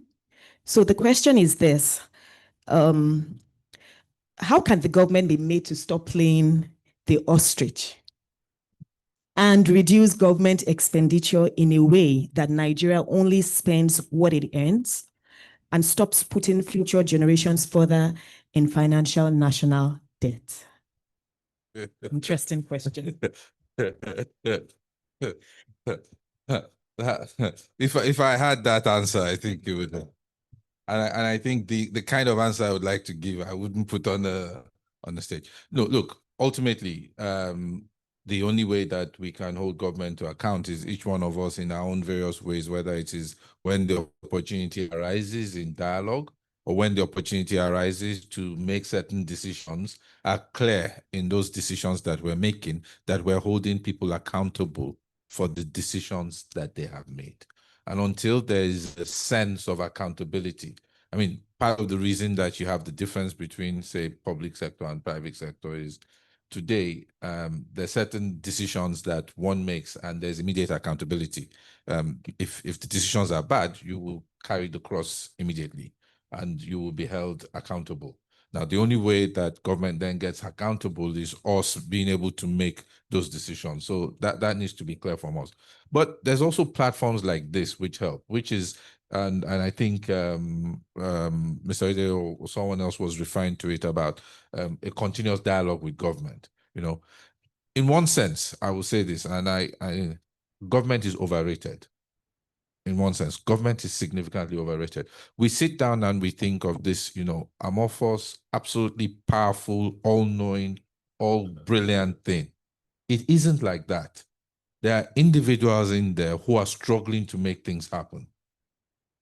The individuals who, and the structure makes it, however you want to look at it, makes it very difficult for a lot of things from a consensus and alignment point of view to happen. I think Mr. Odele should write a book about his journey towards getting just simple tax reforms passed. So when we get into platforms like this, it is up to us to also encourage and keep reinforcing the message about the benefits of what's to come and try with support to assist them. So let's not also sit back whilst we hold them accountable and think government is this powerful machine that actually is all-knowing and all-encompassing. Government is significantly overrated. Thank you, sir. Mr. Ogoji, let me come to you with this question. So experts keep saying that the exchange rate is now stable. It's stable, yes, but stable on the high side. Hence, hampering more on the inflation the CBN is fighting. What can we do to get it stable on the lower side, perhaps below 1,000? Okay, well, I really can't say exactly what we should do, but I think the direction I would suggest that government looks at is there's something I've always told people, and this is a very personal opinion. It's not the opinion of CNI Leasing, and that is that I think that what businesses require in Nigeria, for instance, is more of sanctity of contracts than even finance. And why do I say so? A guy is for instance, is a diesel provider, and he goes to supply a company. Right? I mean, everybody knows that PMS, diesel, thin margins. This guy takes money because he's not creditworthy. He takes money from loan sharks. So he's taking rates that are in flat rates. Now, this guy supplies you. The terms of the contract is that you're supposed to pay him within 48 hours, and you don't. So every day, that guy pays 5% or 60% per annum, right? So he's losing even the little margin that he's earned. So what now happens in the end is that he has borrowed money, because we do have a very familial culture as Africans. So when somebody wants to start a business, he goes to his family, he raises money, goes to Uncle Nii, goes to Tolu, he raises money, right? And he goes and does the business. But the point is that he's not paid. And we're talking, who are the people that are not paying? They are the big corporates. They're the people that actually have the money. So for me, that is what is really impeding MSMEs and SMEs. And I think if we can have a handle on things like that, what would now happen is that there will be a lot more investment naturally coming in to these sectors. It doesn't have to come from the government. And like Mr. Boye said, the government is overrated, really. We don't we provide the structure, the money will find is, and you will see a natural moderation or a right sizing. It doesn't matter if the exchange is 1,005, but if people's earnings have caught up to the cost increase that we've seen in the last 2 years, it doesn't matter. Yeah, that's what I think. Thank you, sir. Tony, I would direct this question to you because it refers to one that you talked about earlier. So how does the National Credit Guarantee Scheme help? And is it different from what you had mentioned earlier? No, it's just an example of what I had mentioned earlier. And it doesn't have to, again, depend on government. Private sector and in the capital market, for example, we work with InfraCredit. And what InfraCredit does essentially is to put a credit wrap around investments largely in infrastructure or investments that they believe over time will are good credit. And so they put a credit wrap at a price on them. So all forms of credit guarantee schemes are useful because they help to support the funding gap by not necessarily putting money on the table, but giving confidence in investors who are willing to put money on the table, but were a bit wary about the ultimate recovery of their funds. So that's how schemes like that work. I hope that answers the question. And to use the opportunity to add something about how can the foreign exchange rates go down, we need to produce more, we need to export more, we need to sell more as a country, and we need to put in place all the policies that will support that. So find a way to drive down interest rates, find a way to drive down all forms of input costs into our productivity, and support after. Because if we can export more even within Africa, then it will be a game changer. And finally, I like the PAPS initiative that is a part that is also underpinning the AFTA movement by AfroExim. And what it means is that we can trade with other African nations without it being dollar denominated. The more we can do things in, in the continent, the more hopefully we can strengthen our own currency against the so-called hard currencies. Thank you. Thank you, Madam. Dr. Egbeshola, I would throw this question to you. So what recommendations can you suggest or prefer to make on the obvious need to reduce the cost of governance, public sector spending efficiency and transparency? All right. I think the first thing we need to do when it comes to reducing cost of governance is to, like he said the other time, make government itself accountable. We need to make them accountable. If government is accountable, everyone will have a say. And as that will be able to ask questions. We also need to have broader platforms like NESG, to have more of these platforms whereby everyone can have a voice and voice out. By the time we keep talking, by the time we keep shouting, sometimes government will see need to also reduce the expenditure. And it is not only for government alone to also reduce the expenditure. We also need to be strategic about reducing expenditure this time if we really want this reform to work, not just in our lives alone, but also in our businesses. We must make sure we begin to look at how we can block all leakages. We keep telling our own people in our community that you also need to draw a thick line between what government can do for you and what you need to do for yourself and for your business. And that's very important. And when we talk about what you can do for your business, it is important we begin to build capacities. That there is an extent to build your capacity that you'll be able to block leakages naturally. There's an extent you build your capacity to also be able to do your business better and make more profits. We also talk about the need to be innovative in the way you do your things. That has come to stay. The time of doing it as it was done before has come and gone. We just must be ready to innovate. We must be ready to now do more when it comes to local input. We have to do backward integration, which we must learn now to begin to look at how can we begin to produce those inputs that larger businesses would need so that we can block that chain and fund and infuse what we do into them and make profits. We must also learn to begin to standardize our products such that it will be more exportable and accepted in the global market, and also raising more funds to do our business and be able to get fund rather than going to the bank to look for a fund of very high interest rates. We must also begin to leverage on technology now. It's important for us to look at how we can employ technology in all that we do. It will get to a point whereby if government is able to leverage on technology to the point they should, corruption will naturally drop. It's not. So we are hoping that we'll get to that point whereby expenditures will be tracked, even with our NIN, with our BVN, such that if a governor gets fund, anybody can track. We will be able to get data bank whereby data can easily be accessed. Like he said the other time, you can hardly have a bank even here in Nigeria where you have MSME data, verifiable MSME data. You don't have that bank.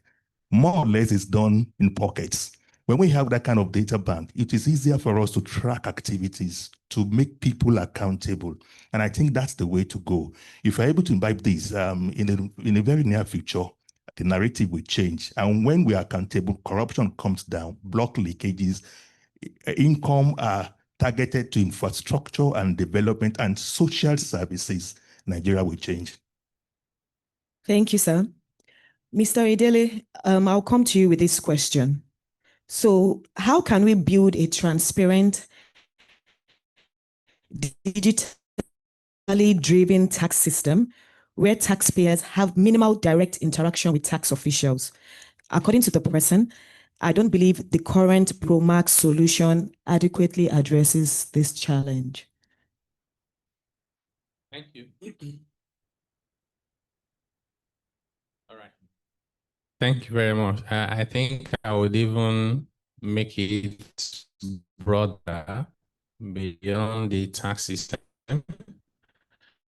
Because if you look at the new tax technology from electronic invoicing, because we have to be honest as well. So what we saw in the tax system was that we had tax authorities and many of their staff who are corrupt. We have many taxpayers who are corrupt. And we have so many tax agents in between. In fact, one of my conclusions is they are selling corruption and tax evasion for a living. So that's the system we currently have. So what we've done is to try and remove all of those opportunities for bad behavior from the system. Let the system start rewarding good behavior and punishing bad behavior. And once you do that, you see a lot of the behaviors will disappear. On a more broader note, and also to address some of the two questions that you've asked the other panelists. One is on cost of governance. I think the elites in Nigeria need to have some sort of consensus as to how they address the issue. My view is that far too many people who have a voice play to the gallery. So you want to say, what is crowd pleasing? One of the conversations that is out there now is review of the salary of the president and some other, public office holders. And more than 90% of people have spoken said, no, this is not right. You cannot do it. It's insensitive. And here I am just saying to myself, like, how can someone like me ever work in the public sector with this kind of structure? So the work I'm doing now, I'm privileged because I'm not hungry. Yeah, so I have something to offer, and I decided that I'll offer it, and government does not need to pay me, just cover the cost of the work you've given me. But I can't last in the public sector with the salaries they pay. So it's either I continue there and I steal, or I get out and do something else. So you want the best people to make policies for you. I think it was Lee Kuan Yew that said something like, if you get it at a cheap price, you'll be sorry. We have to look beyond the symptom and go to the fundamental problem. I think, in my own view, that my president should be paid no less than a director in a bank or a CEO, but make sure that everything else is under control. People will say that lawmakers get 10 million, 20 million monthly. We're not addressing, that's the symptom. That's not the sickness itself. The sickness is that, number one, and we had a retreat with the senators for 2 days. And one of them said to me that there's not a single one of them who got elected and spent less than 500 million naira. Yeah, more than, if you spend between 500 million and you think they are Father Christmas, they want their money back with returns. If it was your money you spent, you need to replenish it. Now, not only are you replenishing that money, you're planning for the next 4 years. You know it won't be 500 million anymore, one. It will be like 2 or 3 billion. So in the space of 4 years, you're trying to find like 4 to 5 billion. And then people are here saying you're collecting 20 million a month. You think they're going to change it to 1 million naira? They won't. One of them showed me his mobile phone. Just, we're having breakfast. He said just this month, there were 5 requests from school fees to rent to sickness. And he says if he does not respond to these guys, he's not getting the vote next time. So the social security system we have created is disjointed. I'm not saying I have the perfect solution. I'm saying that just talking about it to say reduce cost of government will change nothing until we start breaking it down to where is the problem coming from and address them one at a time. The other issue is, how do you bring down the exchange rates so that it does not stabilize at a high level? I have no very strong views. I do think that the monetary authorities, or if you just say central bank generally, have one major role. We're talking about price stability, so in the US, talk about jobs as well. But I think it's just one major role. It is managing expectations. Nigeria today has more dollar inflow than we need for dollar outflow legitimately. Ordinarily, what we're taught in economics is demand and supply. But we have significant discretionary demand. We have not addressed it. If we produce and keep producing without addressing discretionary demand, Naira will not stabilize at a lower range. I believe that Naira is significantly undervalued. So this is, imagine if we get Naira to sub 1,000, just imagine what that means for everything from inflation to cost of living, to standard of living, to poverty. So we have to agree to, you see people taking dollars around, you go to parties, other people spray dollars, they buy dollars to put in dorm account, public sector collect money and buy dollars. We don't need all those dollars. Let's keep the dollars to my brother here, and my brother here, and my brother here who are doing business. And you see how it will stabilize. So I believe, and then lastly on transparency, right? Why don't we make the conditions for sharing money on a monthly basis to include transparency? Why is it only population and land mass and equality? So if we set the benchmark for transparency and you haven't met it, the money that belongs to you next month, we'll give it to the Sovereign Wealth Investment Fund. Let them invest it in the meantime, since we don't know how you're spending it, and you see how behaviors will change. Thank you. Thank you very much, sir. And I like the way you also address some questions posed to the others. I mean, I left the this for last. No questions from the house now. So please, if you have questions, just raise your hand and a mic will be given to you. Let's keep the questions short. We will be able to keep it short. I have opportunity to speak to government. Sometimes when he's talking on TV, I'm replying him on TV. No, let's look at this. I thank you, Mr. Angeli, for what you have done. Thank you for your commitment in making the lives of Nigerians a little easier with all you have to change. A major worry for me, my name is Joshua Ibisi. I'm a banker. I run Mutual Trust Microfinance Bank in Abuja. It's one of the largest MFBs in the North. We've had a lot of interface with SMEs, MSMEs. A major worry for me is the continued decline of industrial output and industrialization. We can't be talking about long-term growth in the economy without tackling this. Some of the issues we have, price, power parity, the consumer spending and all that, it's coming from this, because agricultural and manufacturing are very huge employers of labor. How did China, for example, bring 800 million out of poverty in 40 years? We are smarter than the Chinese. We can do it in 5 years or 4 years. So there needs to be a deliberate framework for addressing this. Once we have an opportunity in about 50 years of a government that's able to take the bull by the horns and take very hard decisions. One of the hard decisions we need to take, textile is almost dead. The textile silos, textile pyramids, groundnut pyramids have disappeared in the North. All over, everybody's looking at, getting a job, working for government, getting into politics. It's very important for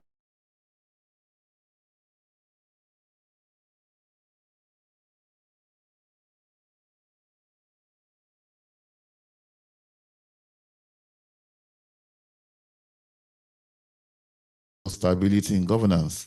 You had an instance where somebody was in power for that long in Singapore, and you saw the transformation of Singaporean economy into an Asian tiger. So our deliberate framework, aggressive for handling industrial output and manufacturing. My father, during Shagari government, was complaining about, all our income is coming from oil. I can still say the same thing. 1979, 2025, it has not changed.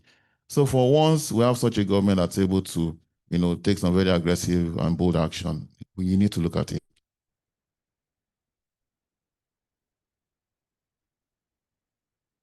Good morning, everyone. My name is Francis Epiedomo. I work with Chilimit. I'm an accountant. There is no doubt that next year the tax reforms and fiscal reforms is going to rake in a lot of money. My question is, do we have to wait now that when the money comes, we don't know what to do with it? What is our plans? Is there any committee in place to look at, okay, we are going to have increase in revenue. We also have to match with the expenditure. Like all the panelists have been saying, we need infrastructural development. For instance, education, I don't know, is still very, very backward. We are still using the curriculum we used in those years till now. AI is coming, technology is there. What is the plan? So I'm trying to ask my question to Oyedele, is there any plan within your committee that subsequently or next year when the reforms comes in place, that there is a plan to utilize the increase in funding that will be coming? Thank you very much.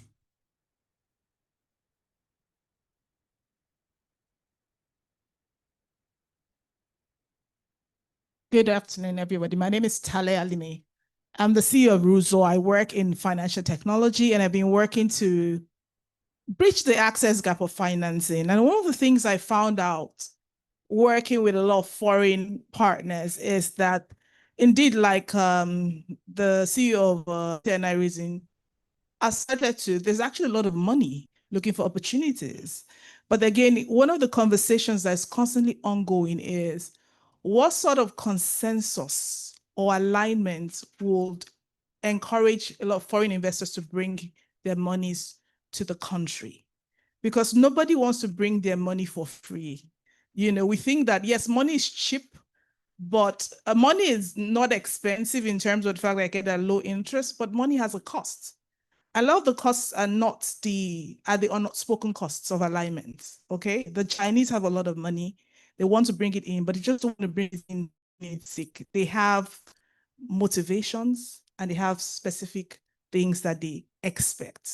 Okay, so how do we work around getting this money in? Because SMEs need money at single-digit interest rates. Manufacturers need money at single-digit interest rates. The money is available, but there seems to be a lack of alignment between what they need and what we are as a country willing to offer. So what can we do to bridge that alignment between the funders and, the needs that are available locally?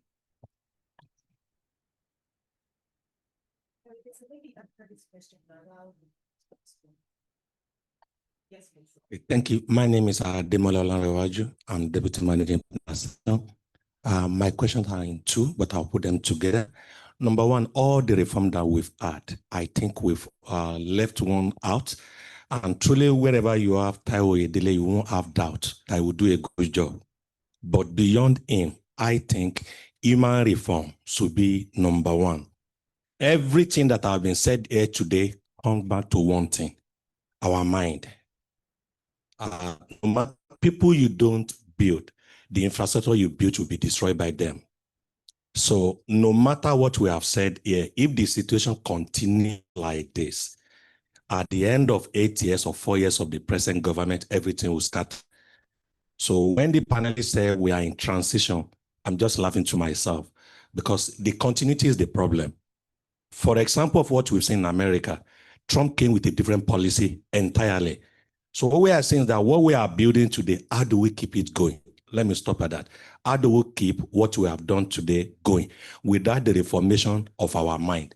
Human reform will supersede every other reform we are doing to get the result. Thank you.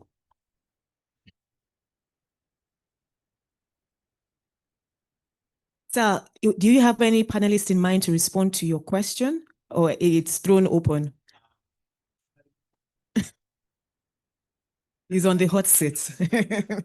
Yes. And you, madam, any person in particular to respond to your question? Open. Okay. So, Mr. Adele, let's start with you. You have quite a number of questions. Yes. So thank you very much for those questions. So on the first one, I do agree in terms of industrial outputs. And I like the way, I think it's the CEO of Flour Mills that puts it in the way of think about just spending the little money you have in the right places. If you start fixing roads, trying to improve electricity, you create construction opportunities, agri improves, you lose less produce, productivity goes up, manufacturing is enhanced, and then jobs are created. So I think industrial output is important, but then again, we have to look at connecting the dots effectively.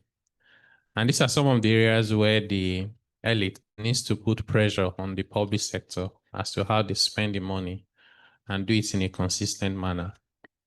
The second one is on my brother said tax reforms, we rake in a lot of money from next year. I don't know whether they're raking a lot of money. Yeah, it's not designed to rake in a lot of money from next year. So in fact, one of the things we did, which was why we wanted to raise VAT rate before it wasn't popular, was because the reform we did to VAT is likely to result in a drop of VAT revenue by up to 60%. We're hoping we can close that gap by closing the tax evasion gap and get people to pay who are supposed to pay. So, but let's take your key message, which is how do we ensure efficient spending? Whether the money is bigger or less, how do we spend better? So we say, how do we collect rights and spend better is the way we put it. And we think it's about setting the priority for politicians. Sadly, we have a very large population of Nigerians who don't know their rights and what to expect. So you do empowerment and give them wheelbarrows and they are clapping, right? You go and do one substandard road, you do commissioning and spend more money to cut the tape. Now you spend in building the road and Nigerians are just fine with it. So on one hand, I say to myself, maybe those guys are victims and we shouldn't blame them. But we can't say the same thing for the elites. And the elites are the people who have the voice mostly. This is why sometimes you go online and you watch TV and radio, and who they tell you they want to vote for does not. Because the guys who are voting don't have a voice. They're not the ones speaking. The guys who have the voice are not ready to go and vote. They just analyze and they wait for some magics to happen. So I think we can create a framework around spending. Like from my committee, we worked on a spending framework. We can't put it out there because we're trying to get the politicians to adopt it. If you call them out, they are looking for applause, no result. They won't do it. We want them to be able to own it when they eventually agree to do it. I like the question from my sister there about how do you bring investment in? And I always say that the investors, because it's right to say there's so much capital, there was more than 7 trillion of investable capital around the world. Investors are not just looking for returns. Investors are not looking for high returns. They're looking for risk-adjusted returns. So you say you are doing 20%, your businesses are turning over 30%, they're not coming. It's because the risk is a signal to you. And so there's this simple analysis I did. 10-year bond in the US is now about 4.5%. Our 10-year Euro bond is dollar, is double digits. I think now is a little below 10. It's around 10%. When the price of crude oil was falling a few months ago, they were selling our Euro bond, giving them about 10.5%, and buying US bond, giving them 4.5%. Right. What do you think they're running away from? Default risk. It's dollar and dollar. They still left 10.5 and went for 4.5. The delta between the two is your default risk. Why would people not buy Naira bonds that gives them 20%? and buy Euro bond that gives 10.5 or US bond at 4.5. The difference between the two is the inflation and exchange rate risk. The moment you are able to quantify the size of your problem, you must break it down to what actions must you take. And the market will tell you when you are moving in the right direction, because the market, while not perfect, does not play into the gallery of cliches. It works with numbers and data. So I think we need to get to a point. So I say to myself, our external reserve, even the net amount, the gross is over 40 billion. The net is over $23 billion. But guess what? It is super expensive. It's mostly FPI. It's costing us in the region, my estimation of CBN, of $4 to $5 billion a year to keep that reserve there. Imagine we can replace that with FDI, zero cost in the immediate term, right? That's money in the hand of government. And that is stability for the economy, not just immediately, but medium to long term. How do you ensure? For my committee, we are saying we'll measure our success by the FDI that will come in, not FPI. Because that's why the interest rate is also elevated, because we want to keep them happy so they don't start taking the money out. And that goes around for the sector. We do think that CRR at 50% is not helpful for making capital available to the real sector, and so on and so forth. So the last one I have here is human reforms to ensure sustainability, and I think that's 100% right. One other caveat that I tend to put to that, someone was saying to me, I was facilitating a leadership session for some group a few days ago, and someone said, is there a hope at all that one day in Nigeria we have good people in leadership at a scale that will make an impact? Given that, this was what the person said, majority of Nigerians are not honest, they're not reliable, they're not competent, they don't want to work, they just want to blow. And I said, yes, on one hand, that may be correct. But guess what? The best private sector businesses in Nigeria today still hire the best from this same Nigeria. So the problem is with the recruitment process. If we can fix that, you'll be amazed. There are millions of competent, capable, good character Nigerians that will get into leadership and fix it. Today, go out and say you are selling character and competence, you don't have money. Your chances of winning an election is zero. Don't bother. Thank you, sir. Do we have any follow-up responses from other panelists so we can move on? Okay. Okay, yeah, so there's a question here. So we are in August 2025. Unfortunately, the budget for year 2025 is yet to be executed. Is this in line with planning and growth? Why the delay? Mr. Idile, yes, they're the closest to government that we have here. Yeah, but again, this is one of the areas where I'll say there's a big distinction between theory and reality.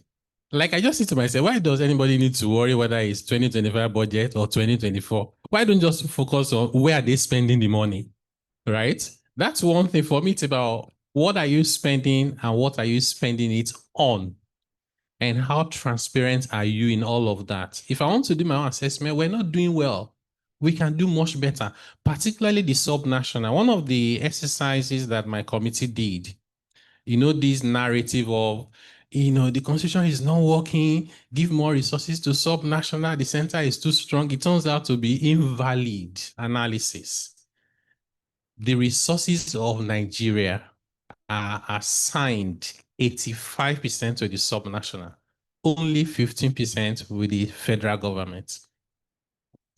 Then, because we are not focusing on the real issue, look at the amount the subnationals are getting. How are they spending it? Local government got autonomy, at least on paper. Even their workers, the teachers and the health workers, ran to the federal government and said, never give our money to the local government because they won't pay our salaries. That was another headache. So let's fix that system of accountability. And some of the ideas my committee that we have are so very simple. If we can just implement them. and you get transparency and accountability moving in a way that makes very meaningful impact on the people. And when you don't do the right thing, there has to be consequences. If I'm CBN governor and I'm printing money like Emefiele people did, why am I still there? If I'm the state governor and I'm collecting capital expenditure and I'm spending it the way I like, why is there no consequence? I'm local government chairman, I'm spending salaries of teachers. Some of them, they call them sharing committee. You share when you get from FAC, you disappear and come back next day to come and share again. You can't grow like that. So that's my own take on, don't worry about whether it's 2024 or 2025, focus on how are we spending it. And there are people like budget, like those organizations, including NESG, we've been commending NESG, they've been very consistent. But go online and see how many people are following NESG. Find how many people are following budgets. And then you see somebody who is half naked and it's 1 million tweets. Even our priority is wrong because politicians at the end of the day, whether they mean well or not, if they see numbers, they bow to it. So maybe we should start encouraging our people to pay attention to governance and those data that we have around. Thank you, sir. So slowly coming to the end, but I will just take maybe just how many questions? 3 questions, please. So I don't know how I say you would do it, but 3 questions.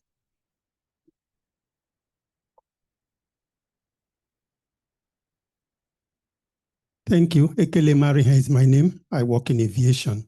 Tax reform. After the tax reform bill came out, we had some sectors of the economy complaining that this was going to drown them. What's the way forward? How do we resolve this?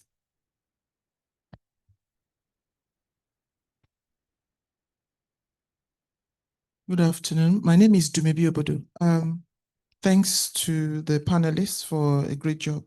Just to add, even though it's a bit slightly off the what we are discussing today, but we were talking about implementation, and this is largely to Mr. Taiwo Oyedele, since he's closer to the government. We've missed the major input, which is human resource. And we also understand that the technical capacity of our people is dwindling by the day. Someone starts a house built from ground up, and you find out that the Togolese, different people from the different African countries are the ones that do these jobs. And then on the other hand, you see the government elevating technical schools to universities. And then you are struggling to understand every day universities keep producing graduates that are not fit for purpose, riding on curriculum that is outdated. And then a couple of months ago, a lot of universities were upgraded, or a lot of technical schools, polytechnics, were upgraded to university. So you see good intention, but bad implementation. And we are talking about human resources, the right human resources. We're talking about NEL fund. A lot of monies have been deployed. To what extent is that money going to STEM? Today, it's not about going to university. It's not about education. It's the right education, the education that will make the significant impact in the economy. Now, if you train certain disciplines are going away in terms of the relevance to the economic activities. So can we look at saying 70% of these NEL funds going to STEM rather than just throwing all sorts of courses and things like that? So we need to be more deliberate and be quicker to things that will have more economic impact. Yeah. Thank you. Privileged to be the last person to ask a question. My name is Omobolanle Adeshui from Arise News, and my question goes to Mr. Taiwo Oyedele. He has answered most of my questions, but I would just like to ask this final question about the proposed VAT increase from the current 7.5% to 12.5%. How would this be managed to avoid, rising inflation? Thank you.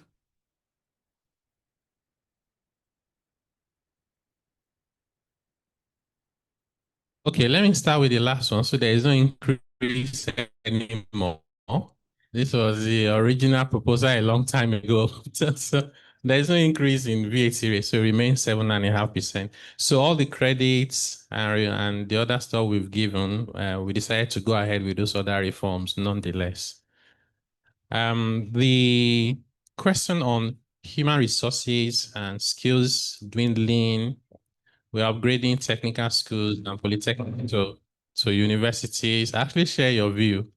You know, I was saying to some of my team members recently that China converted many of their universities to polytechnics. We were doing the opposite. We love certificates in Nigeria. It does not have part 2. And I was and me, I'm just as guilty. I wrote so many professional exams. And then when I was at PwC, I was a senior associate. One day, a white partner who was the head of tax, I said, when would you stop being a student? It was the only time I reflected on those qualifications. 90% of them were totally useless, so I stopped. I think even from the private sector angle, we have to change our mindset. Looking for someone to head the department, you say the guy that has HND is not fit because you're looking for a first class from a university that has a PhD. Since when did you use that one to earn money? So if we start focusing on value, on ability to solve problems, regardless of your qualification, will change everything completely. So this is leading us in the wrong direction. So I've seen a lot of people with a lot of PhDs, nothing to offer. Right. So personally, as I speak to you now, my belief on academic and professional qualification is near zero. You sit down with me. When I hired one of my executive assistants, we did a short listing just to cut down the number. I gave them a laptop that has an inbox. Open the inbox and tell me how you deal with the issues. When you needed to write memo, put it inside the computer.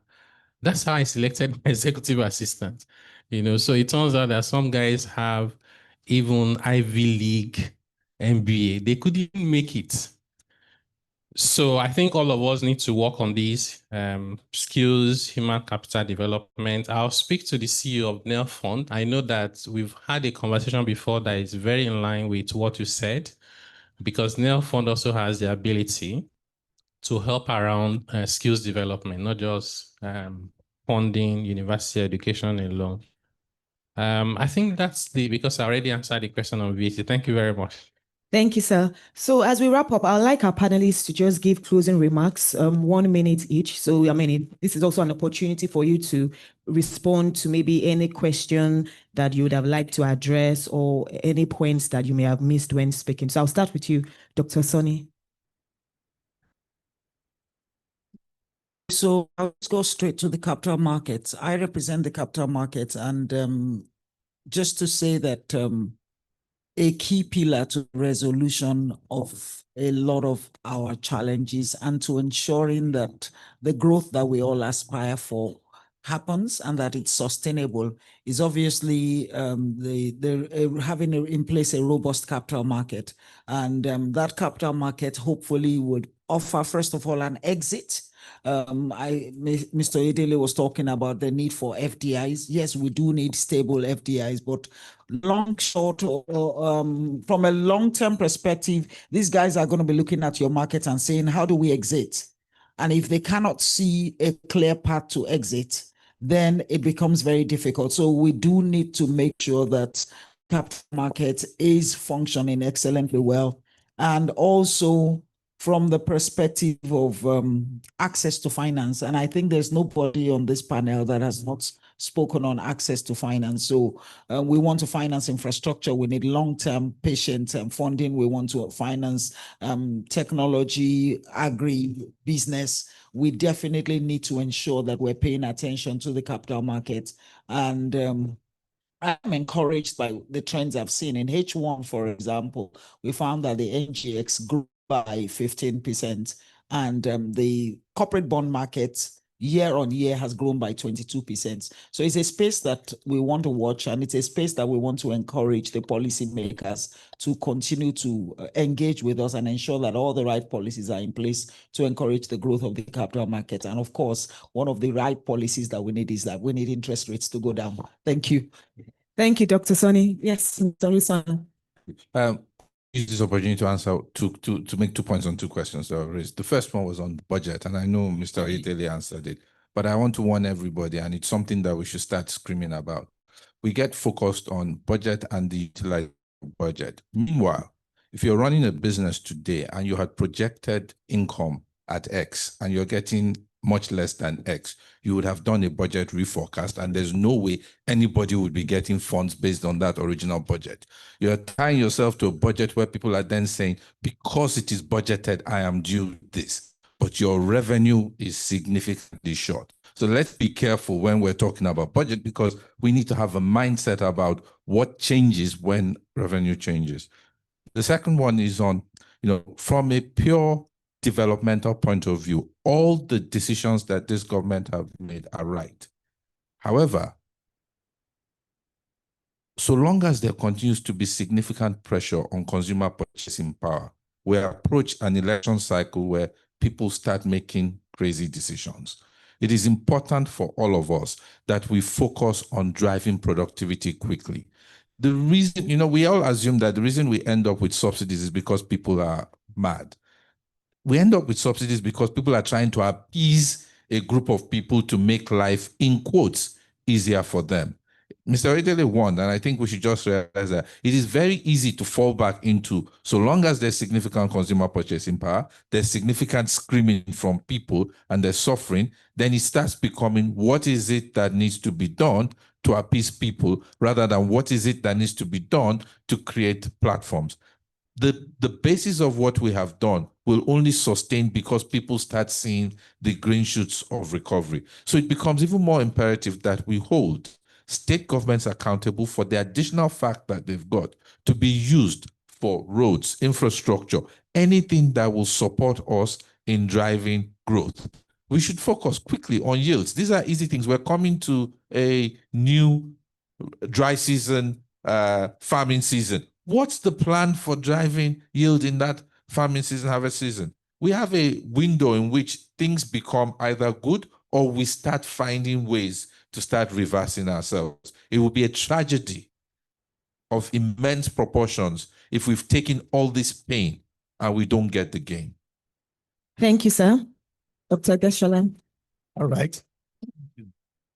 Before I give my parting words, I would like to also add my voice to the concerns raised by the other woman that talks about having so much on the system and SMEs not being able to access it.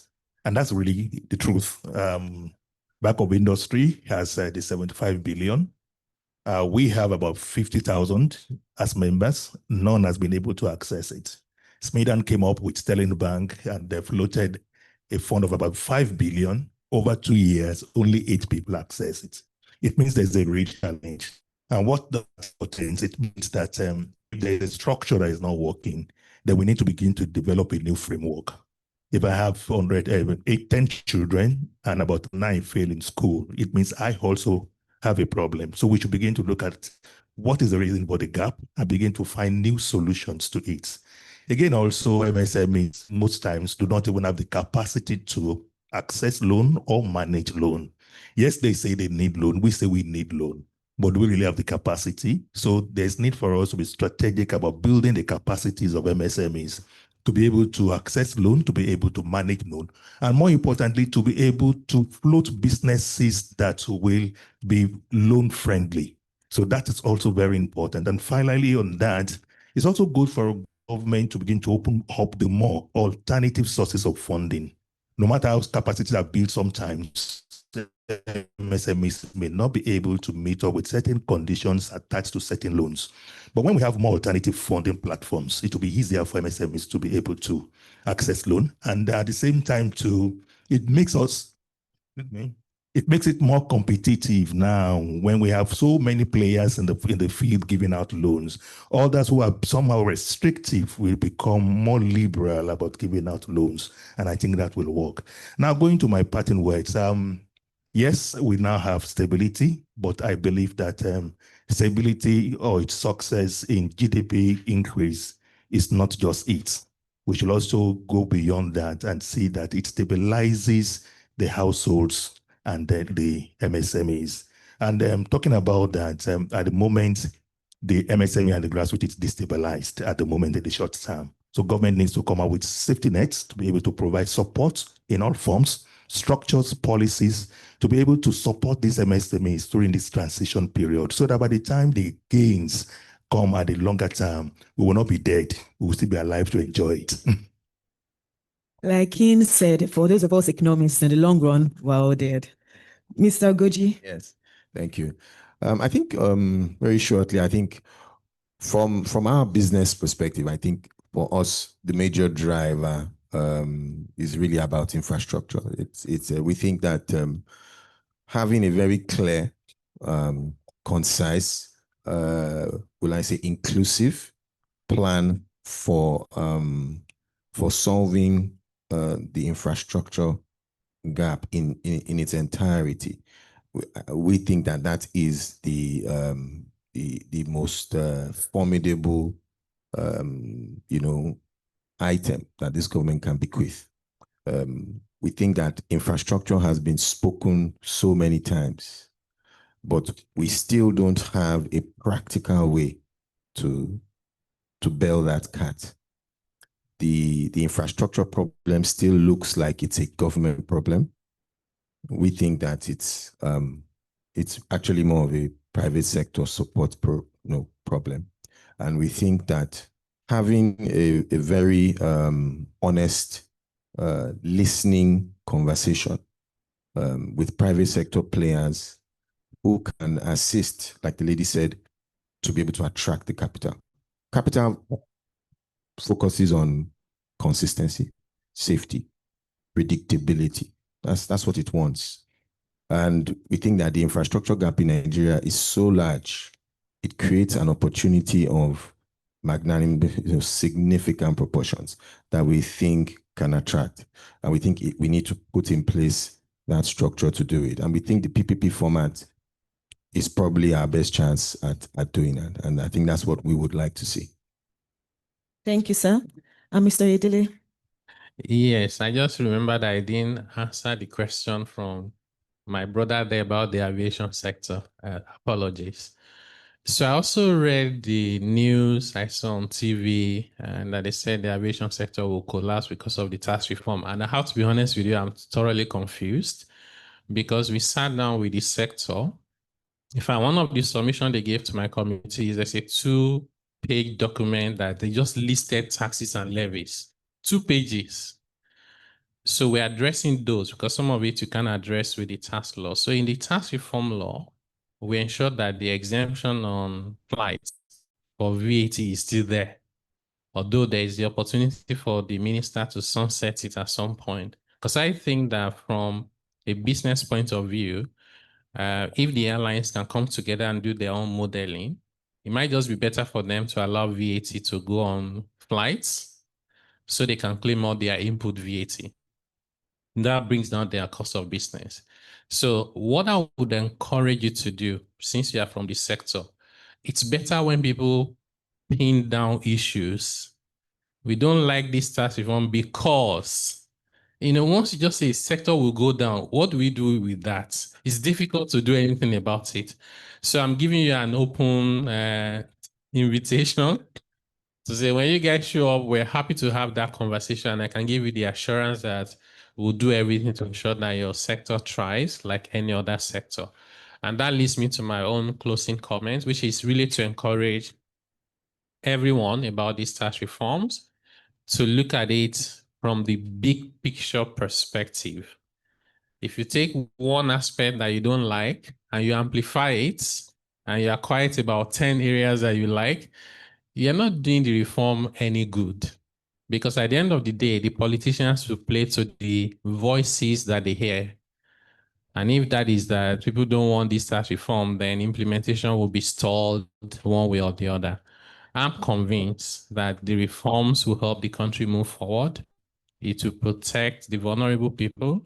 It will enable businesses grow. And in the long run, like they say, a rising tide lifts all boats. That's exactly what the tax reforms will deliver. Thank you very much. Thank you very much, sir. So we've heard quite a lot from our panelists. A number of the highlights include one, we need to boost domestic capacity and production. We need to address power. We need to invest in infrastructure. Taxes are the consequences of economic activities. There has to be that strong handshake between all stakeholders, whether it's the MSMEs, to the businesses, the corporates, to even the government. We need to invest in technology. That's the game changer. And there has to be transparency in the process. With everything that we have said, if there's no transparency, then I mean, it's dead on arrival. And overall, the human reform aspect has to be addressed. And with all this, we would be able to invest and create opportunities for growth and for job opportunities, and overall achieve this $1 trillion economy that the government has in place. So thank you, everyone. There's a round of applause for my panel for a job well done. Thank you. Thank you, everyone. And please, a round of applause for the fantastic moderator. Nobody has acknowledged that. Make it louder. Let them hear the Federal Secretariat. Let them hear on Third Mainland Bridge. Thank you very much. You've done a fantastic job. Shall we please rise for a group photograph? All of you, the panelists and the moderator.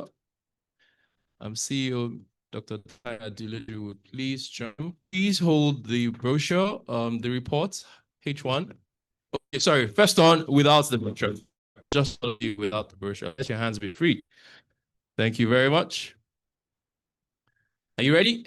Everybody say H1. Everybody say H1. Everybody say NESG. Everybody say tax reforms. Everybody say single digits loans and credits. Everybody say disclaimer.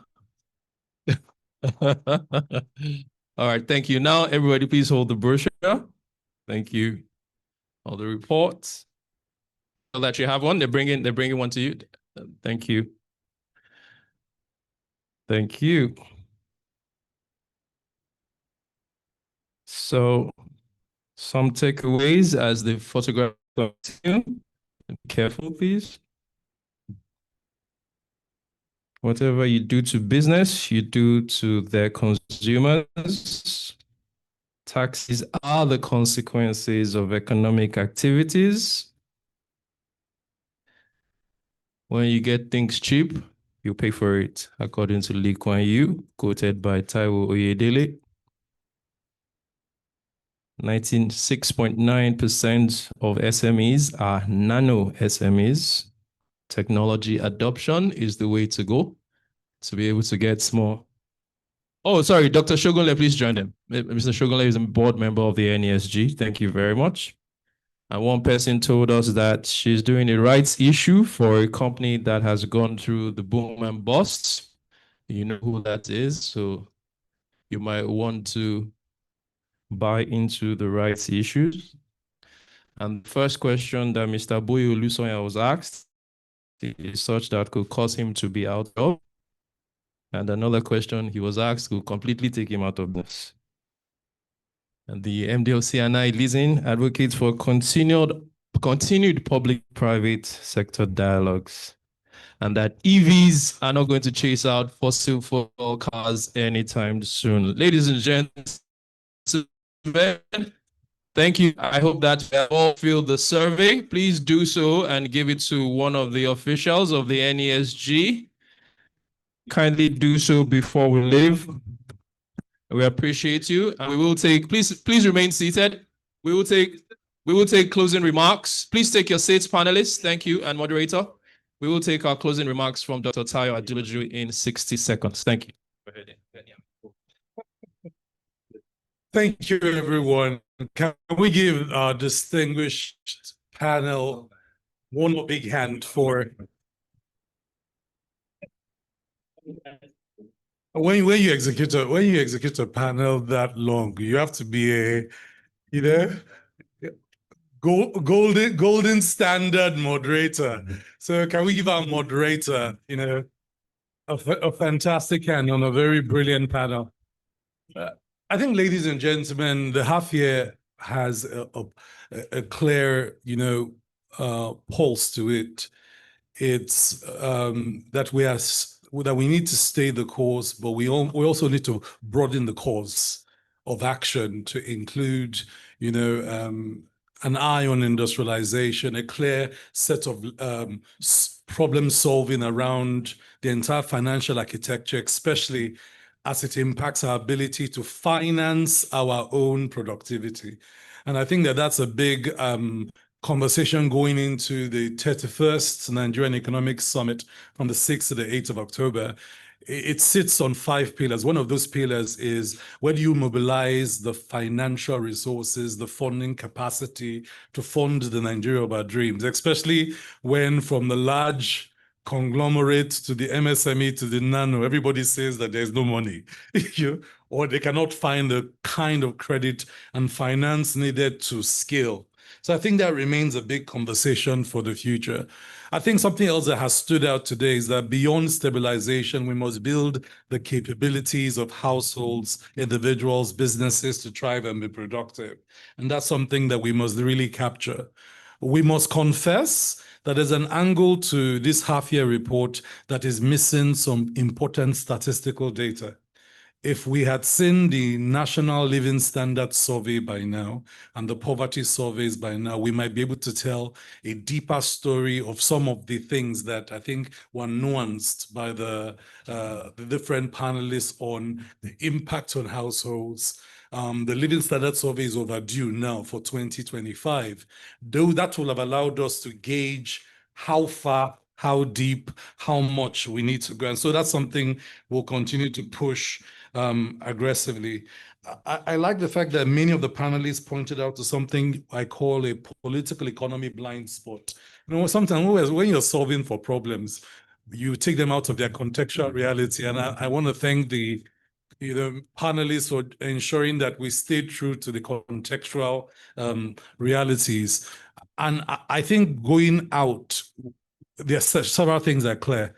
The Nigerian of our dreams will be built by thinking global, but solving for unique contexts that require we put our own minds to work, including how we thrive and scale our businesses, including how we implement our reforms. I was with Chair Oyedele on this tax reform journey. If we used any textbook format we imported anywhere in the world to run the tax reform, we'll have failed a year ago already. So some of our problems require homegrown, context-specific reflections. I really like the reflections from Chair Boye, on, look, you're solving for a yield gap, and all our actions are going in the opposite direction from yield. So where the data is responding to Nigeria, is speaking to us as Nigerians, more context-specific engagements need to hold. And so I want to, again, invite you to register for the 31st Nigerian Economic Summit, 6th to 8th of October, because what we have done this year is to be very, very deliberate, maybe than ever before. What are the context-specific issues we must solve? And if we came into the room to solve for, we would pivot. And so that's kind of the ambition behind it. And to wish you a great second half of the year, and hoping and praying that not only will you be profitable, you will hammer in spite of all the constraints. Have a lovely day. Thank you. Ladies and gentlemen, have a lovely day. Thank you, and thank you. See you nice, bright, and early in Abuja at the Economic Summit Group. Make sure that you are there. Thank you. Thank you very much.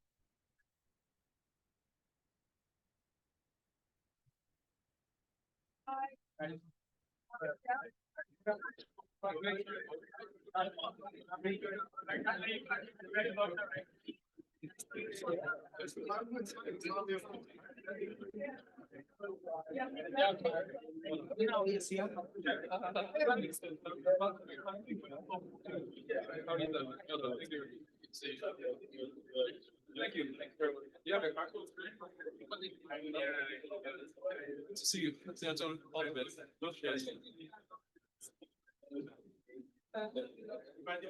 I didn't mention any name. I didn't mention any name. Yeah, see, Jelly was I speaking like